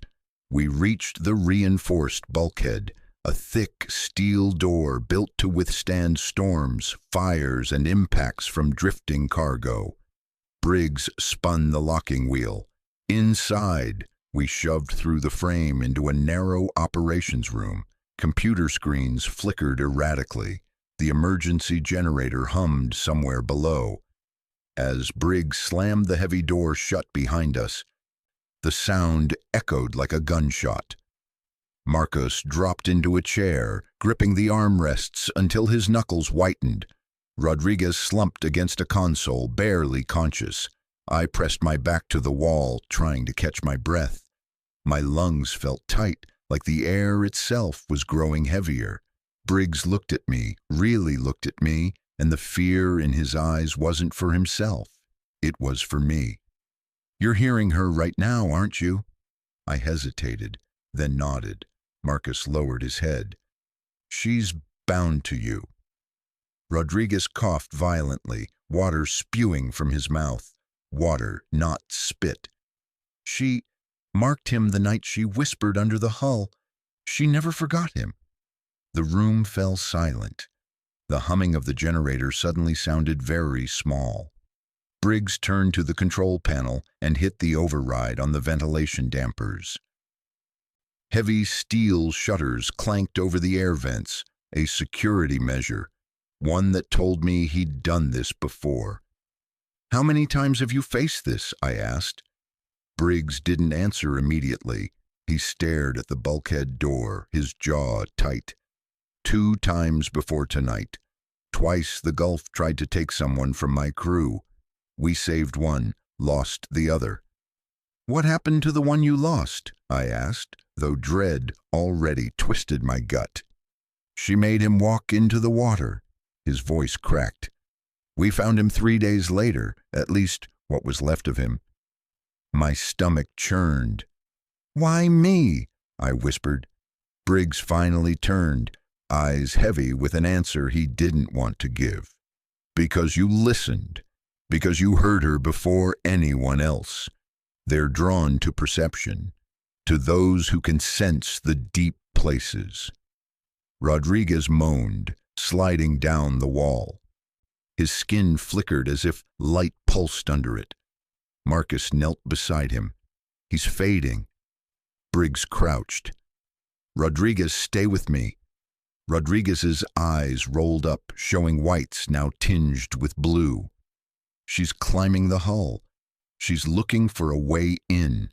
The brood is spreading. They're melting through the cracks.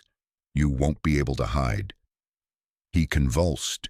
We all jumped back. Rodriguez screamed, a guttural liquid gurgle as seawater erupted from his throat.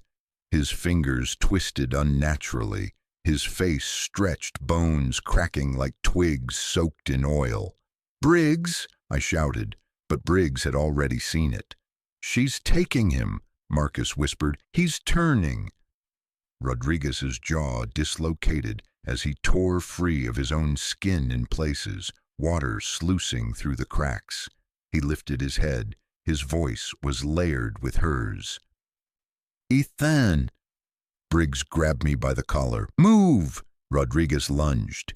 His body wasn't human anymore. It stretched, boneless, sliding across the floor faster than anything his size should move. Marcus stepped forward with the crowbar raised. Rodriguez slammed into him.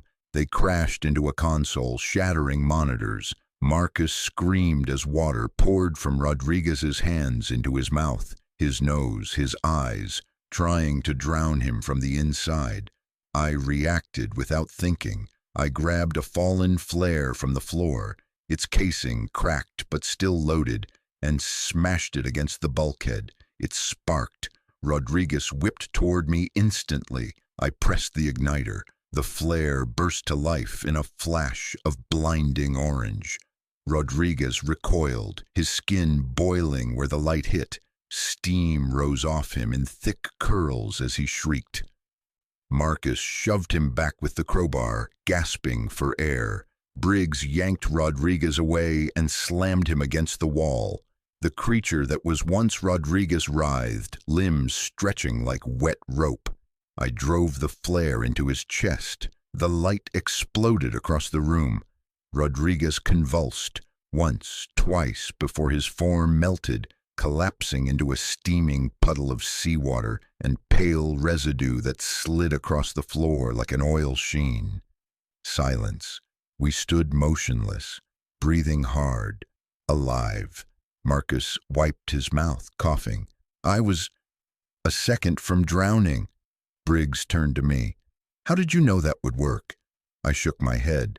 I didn't. I don't know. It felt right. Marcus stared at the melted residue. She's getting stronger. If she can turn crewmen that fast... He stopped. A sound rose behind the bulkhead door, not knocking this time. Scratching, dozens of nails dragging across the steel. Then, her voice. Ethan, open the door! Marcus grabbed my arm. Don't listen! But the voice pulsed inside my skull. Come home. The lights flickered, and all three of us turned, slowly, terrified, as the bulkhead door's steel began to bend inward. She had found us. The steel bulkhead buckled inward like someone was pressing a giant thumb against it. Groaning metal filled the operations room as the reinforced door throbbed, bending 1 inch, 2, 3. Each distortion echoed through the floor and the walls in a low, stomach-turning frequency. Briggs positioned himself directly in front of me, chest heaving, the flare still burning dimmer in my hand. She's not breaking through that, Marcus whispered, though the tremor in his voice betrayed him. No one, nothing should be able to bend that door. A final thud made the locking wheel twist half a rotation on its own. I froze. That's not possible, Briggs muttered, but the truth was right in front of us. The caller wasn't pushing the door open. She was invading the metal itself, dissolving it from the inside out. The steel darkened, turning slick, like it was becoming wet. The door's surface rippled, softened, then began to deform into shapes that looked horrifyingly organic.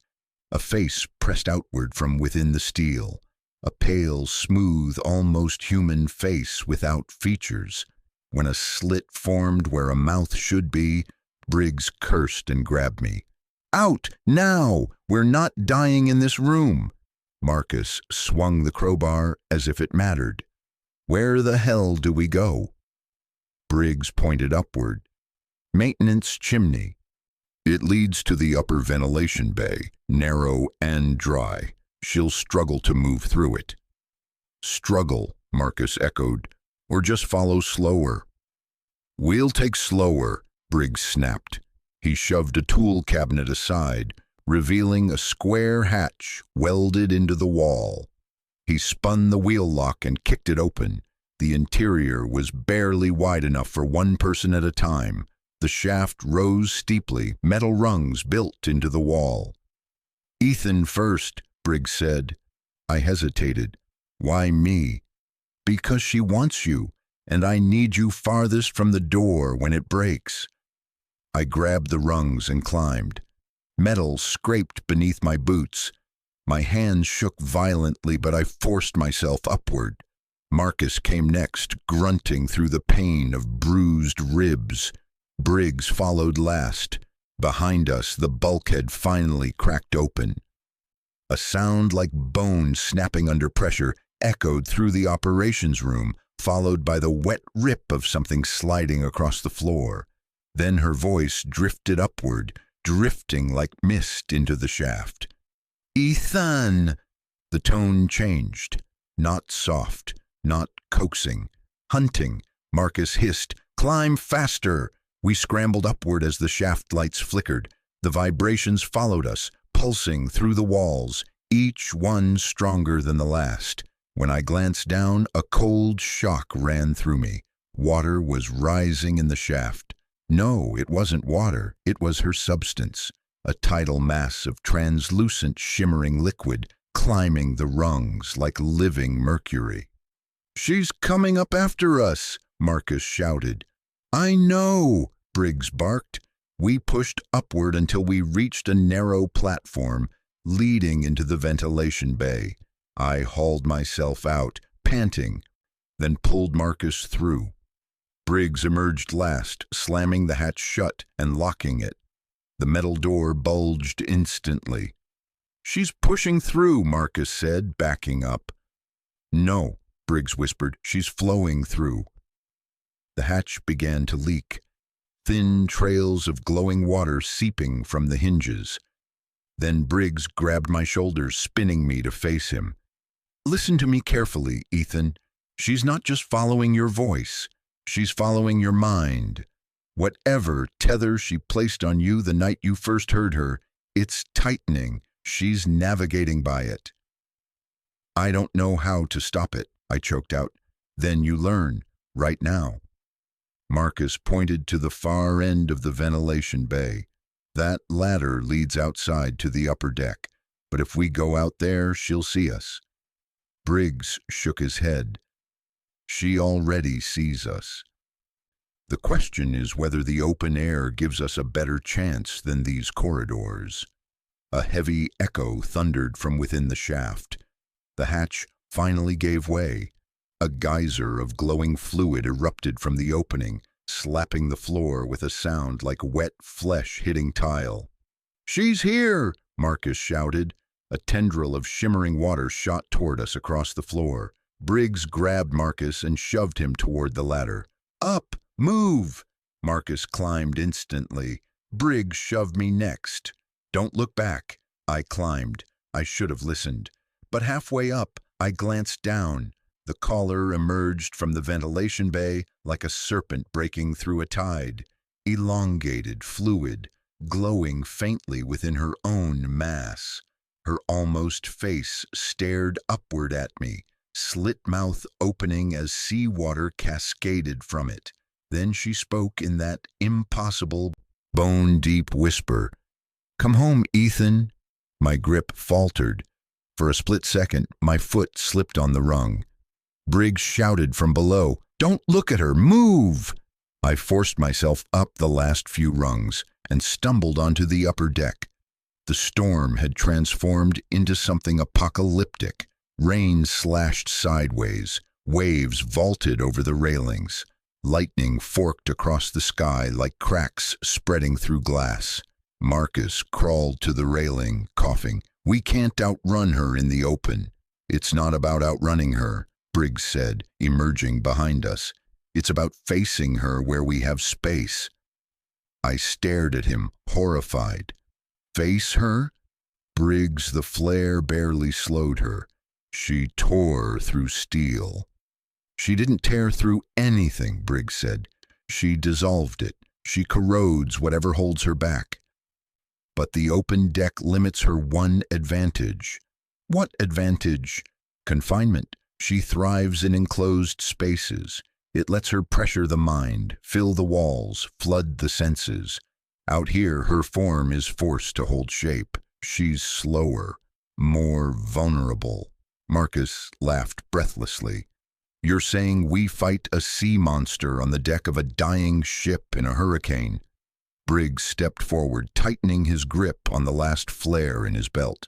"I'm saying we survive."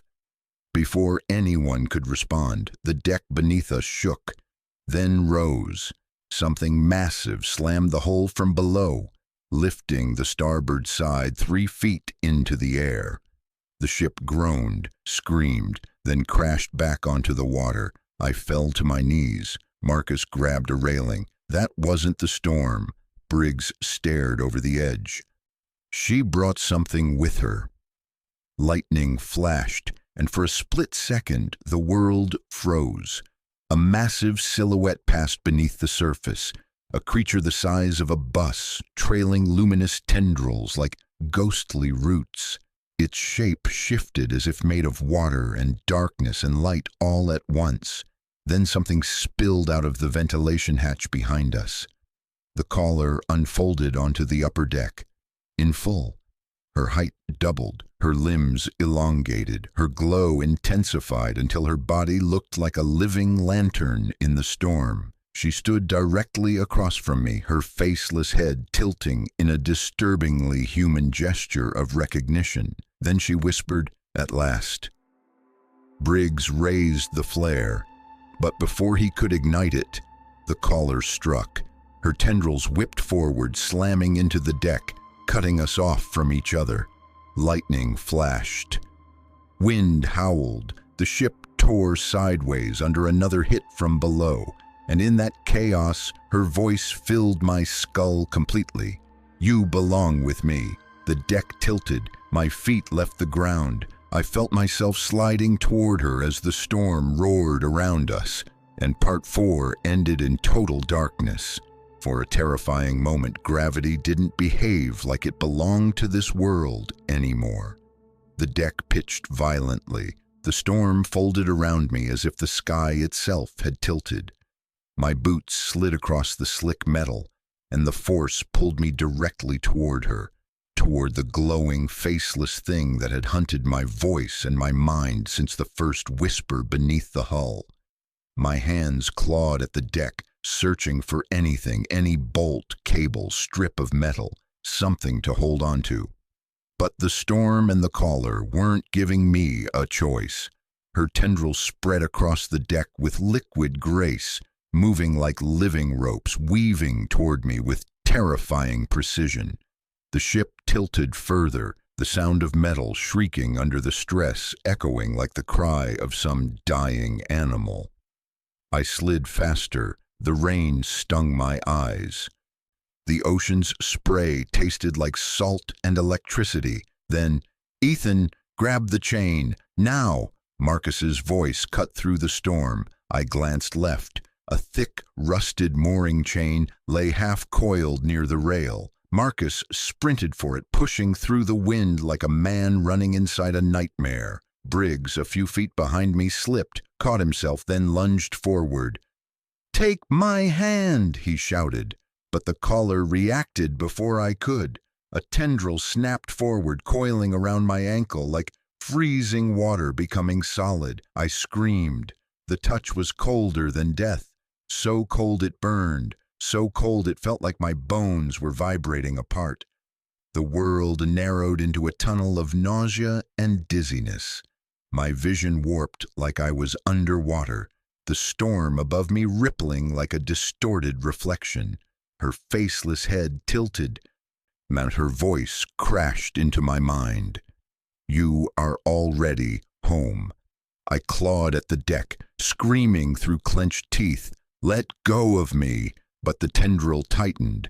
Briggs surged forward, slamming the flare against the tendril. The sizzling hiss echoed across the deck as white-hot sparks exploded.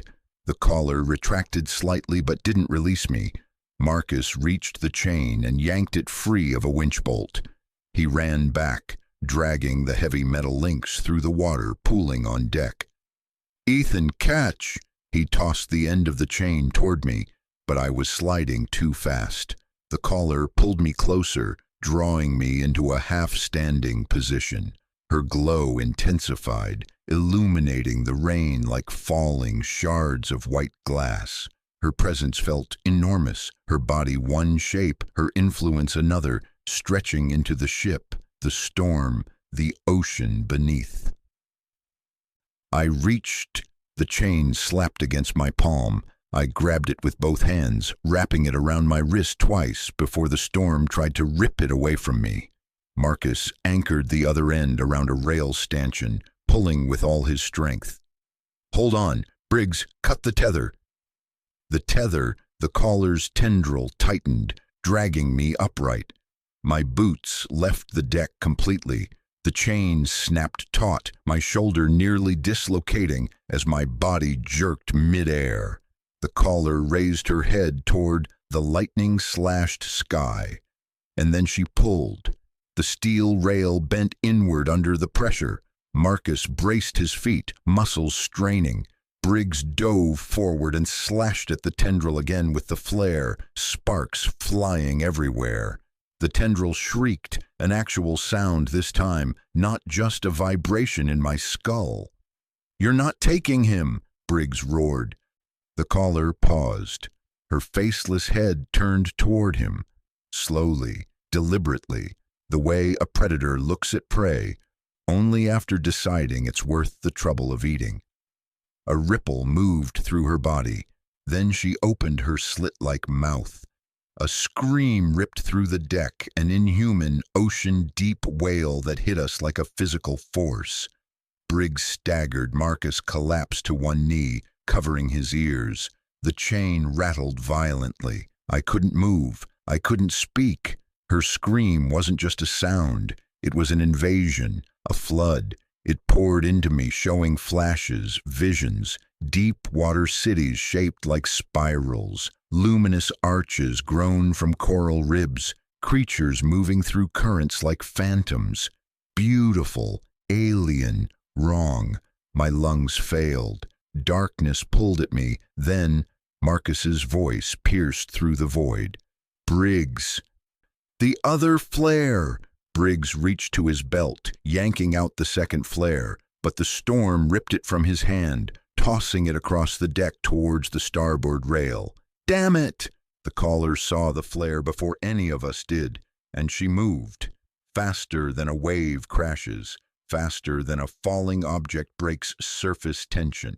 A blur of glowing limbs and liquid light darted across the deck towards the fallen flare. "No, no!" Marcus screamed. Briggs sprinted. I pulled the chain, trying to gain any leverage. But Briggs wasn't fast enough. The caller reached the flare. Lightning struck the mast. The sound exploded like a cannon blast. The flare skidded from her grasp just as Briggs dove, sliding across the deck. He snatched the flare in one hand and slammed his other fist onto the igniter. A burst of violent orange fire erupted between his hands. The light reflected in the caller's liquid form, and for the first time, she stepped back. Briggs thrust the flare forward. "Get your hands off my crew!" The caller hissed, not in pain but in displeasure. She recoiled, her tendril loosening.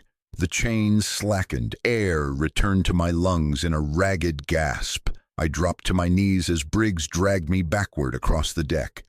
Marcus grabbed my other arm. "Move! Move!" Before she... Too late. The caller lunged again. She struck the deck with such force the entire ship jolted.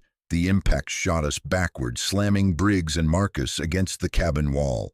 I crashed beside them, chest burning. The caller rose to her full height, larger now, swollen with storm water, glowing like the heart of a living storm. And behind her, lightning revealed something monstrous beneath the waves.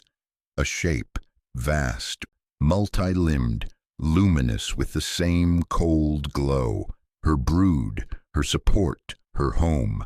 The caller turned back to me. She spread her arms, if you could call them that, like she was welcoming me. Then her voice struck with full, undeniable force. "It is time." I tried to stand, but she wasn't talking to my body. She was talking to my mind, and my mind was slipping. The moment her voice hit me, the storm seemed to go silent, even though lightning still split the sky, and waves still hammered the northern star like a living thing trying to tear the hull apart.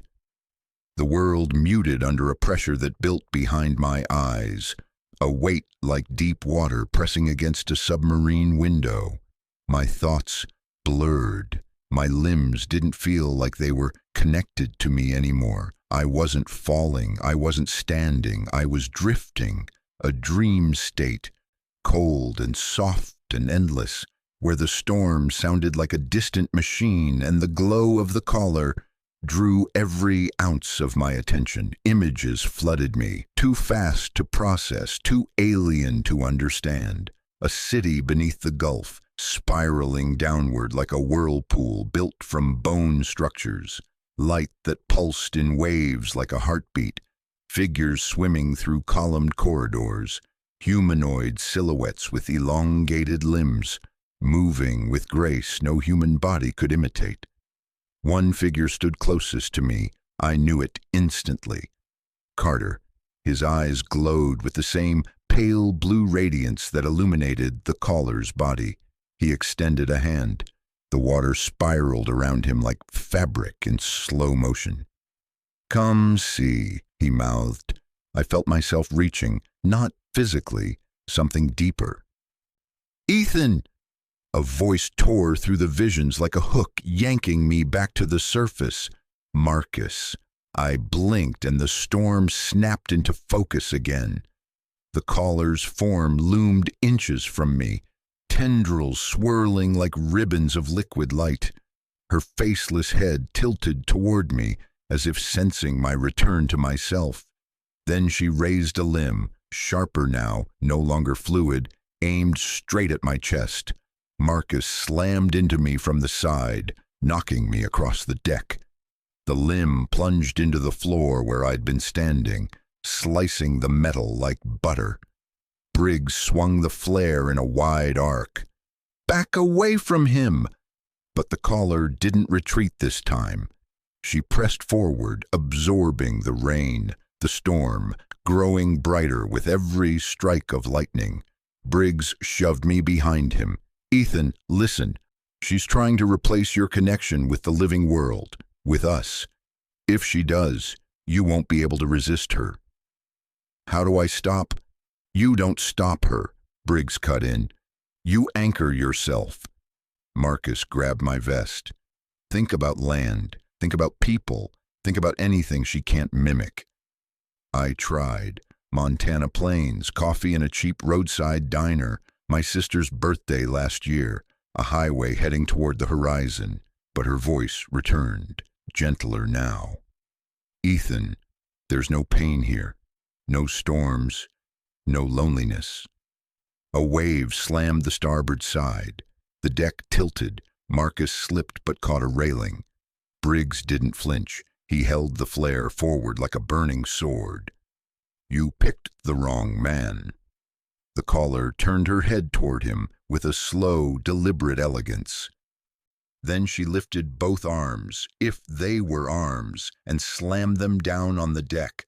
A shock wave radiated outward. The metal beneath us buckled. The entire ship jerked downward, like the ocean itself had opened under the hull. Marcus shouted, "She's pulling us under!" Briggs grabbed the railing to stay upright. "Her brood is dragging the keel." I crawled toward the wheelhouse bulkhead. The deck was tilting at such a sharp angle, it was almost vertical. Waves swept across the ship like sideways waterfalls. Every few seconds, lightning lit the monstrous silhouette beneath the water, a massive form circling the hull, glowing faintly with the same cold light as the caller. She was no longer alone. 3 smaller forms broke the surface behind her, rising like living columns of luminescence. Her brood. They surrounded the northern star in a shifting crescent. Marcus pointed with shaking hands. "They're herding us," Briggs shouted above the wind. "They're taking the ship down whole." The caller extended a tendril toward me again. It didn't touch me. It hovered close, waiting, inviting. I felt my mind slipping again. The draw was intoxicating, heavy, the urge to surrender washing over me with every pulse of light from her body. Briggs saw it happen. He threw the flare at her feet, not to burn her but to distract her, and grabbed me by the collar. "Look at me, Ethan, not her, me." I forced myself to meet his eyes. They weren't calm. They were terrified, but full of something she didn't have. Human certainty. "Say your name," Briggs ordered. I tried. Nothing came out. "Say it." "Ethan." "Say where you're from." "Montreal." "Say something she can't know." I blinked through stinging rain. I'm afraid of drowning." Briggs's grip tightened. "Good. That's real. That's human. That's you."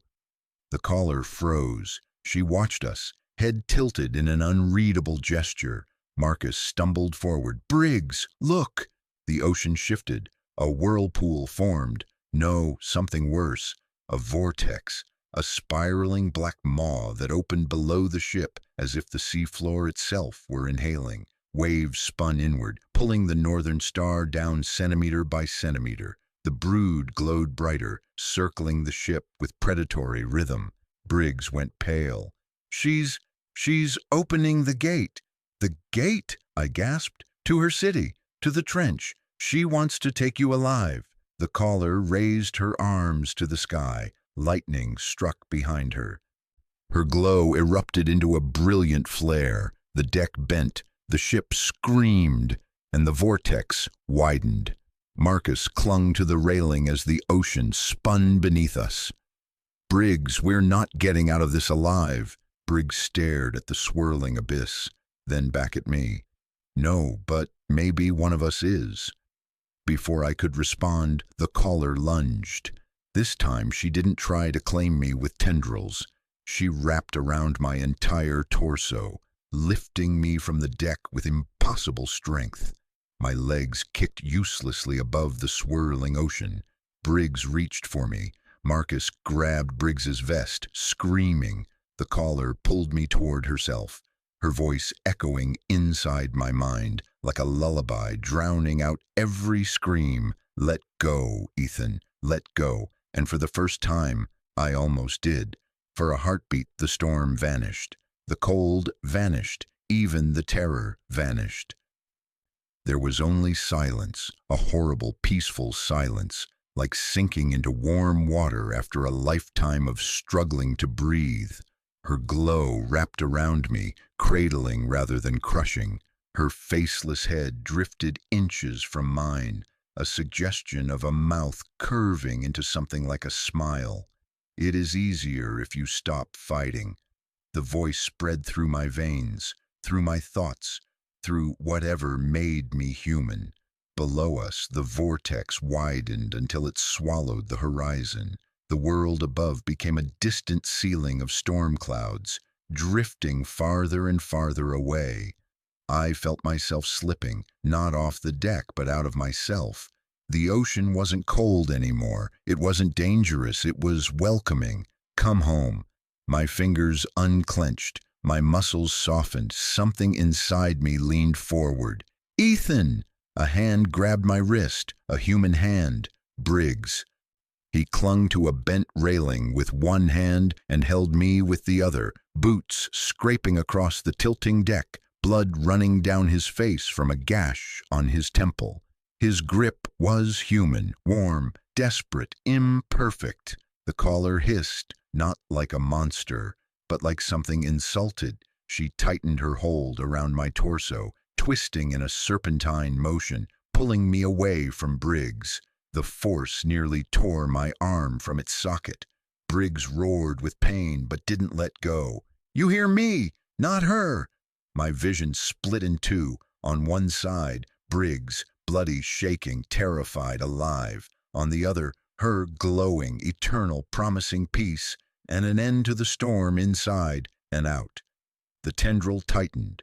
Briggs's fingers slipped. "Don't let her take you," he shouted. "Fight for something real." But real felt so far away. Real was cold. Real was painful. Real meant losing people. Real meant surviving storms instead of living beneath them. Her voice grew louder. "You don't belong with them. They break, they drown, they die. We don't." My fingers loosened from Briggs. The vortex spun below me like an enormous eye-opening. And then a second hand grabbed me. Marcus. He had crawled along the deck, battered and barely conscious, using the chain to anchor himself. His other hand wrapped around Briggs's wrist, locking all three of us into a chain of raw human desperation. "Ethan," Marcus gasped, "I don't know what she's showing you, but you're not one of them." His voice cracked with something that didn't exist in the caller's world. Fear and love. For a friend, for a crew, for another imperfect human. The caller screamed. The sound blew out every thought in my head, but not enough to drown out Marcus shouting my name again and again. Then Briggs bellowed one last time, "Remember who you are!" And for the first time, I screamed back. Not a plea, not a cry, not a surrender, a rejection. "Let me go!" It wasn't to Briggs. It wasn't to Marcus. It was to her. The collar jerked in surprise. Her hold loosened, just for a fraction of a second. But it was enough. I twisted my weight, the chains still wrapped around my wrist, slamming against her liquid form. Briggs and Marcus pulled with every ounce of strength they had left. The collar lashed out, shrieking, limbs flaring in impossible angles. The vortex boiled violently beneath us, pulling the stern of the ship down with it. "Pull!" Briggs roared. They pulled. I pulled. For one suspended moment, the world existed in two directions, downward into her world, upward into mine. Then the chain snapped tight, and I tore free. My body collided with Briggs and Marcus, all of us crashing into a cluster of safety crates as the collar shrieked. The sound shook the ship. Her limbs thrashed reflexively, whipping through the air like spears of light. She wasn't wounded. She was enraged. The vortex spun faster, hungrily dragging the Northern Star downward. Marcus gasped, "She's going to sink us." Briggs stumbled to his feet, grabbed the last flare from his belt, the one he'd kept as a final fallback, and ignited it with his teeth. A blast of orange erupted. The collar recoiled as if struck by a wall. Briggs didn't hesitate. He charged, straight at her. "Briggs!" I screamed. He didn't look back. He swung the flare like a burning torch, slashing through her form. Her body rippled violently, the glow dimming where the flame touched. She lashed at him with a dozen tendrils, each one slicing through air like liquid knives. He dodged one, ducked under another, and drove the flare straight into the center of her chest. A sound erupted, not a scream, not a roar, a rupture, like the ocean itself tearing open. Her glow shattered outward in a radius of light, the storm whipping violently around her as if being sucked into the epicenter. The brood beneath the waves shrieked in unison, their images flickering wildly. Briggs staggered backward, and the collar exploded. Her form burst into 1,000 luminous fragments that scattered across the deck, dissolving into seawater before they hit the floor. The vortex below vanished instantly, collapsing like a lung deflating. The massive shape beneath the hull withdrew into the depths with a fading wail. Silence rushed across the storm like a shockwave. Then the Northern Star groaned, lifted by a final swell, and leveled. The storm passed in a single gust, leaving only rain falling gently on the ruined deck. Briggs collapsed to his knees. Marcus fell beside him. I crawled forward, chest burning, vision swimming. We were alive. Somehow, insanely, impossibly, we were alive. Briggs lifted his head, rain mixing with blood on his face. "You made the right choice." Marcus laughed weakly. "Yeah, you stubborn idiot." I stared at the place she'd been, the empty, quiet air where she had once stood like a goddess of the deep. The glow was gone, her voice gone, the pull inside my mind gone. But the ocean below felt less like water and more like a sleeping thing, waiting. Marcus squeezed my shoulder. "We made it, Ethan." Briggs forced himself upright, wincing. "Let's get the distress signal out. Coast Guard should be within range by now." I nodded, but I couldn't look away from the water because deep beneath the surface, something glowed faintly, just once, like a final blink, and then disappeared. I whispered to myself, barely audible over the rain, "She's not gone, she's just waiting." Marcus shivered. Let her wait. We're done with her. Briggs put a hand on my back. Come on, Ethan, let's go home.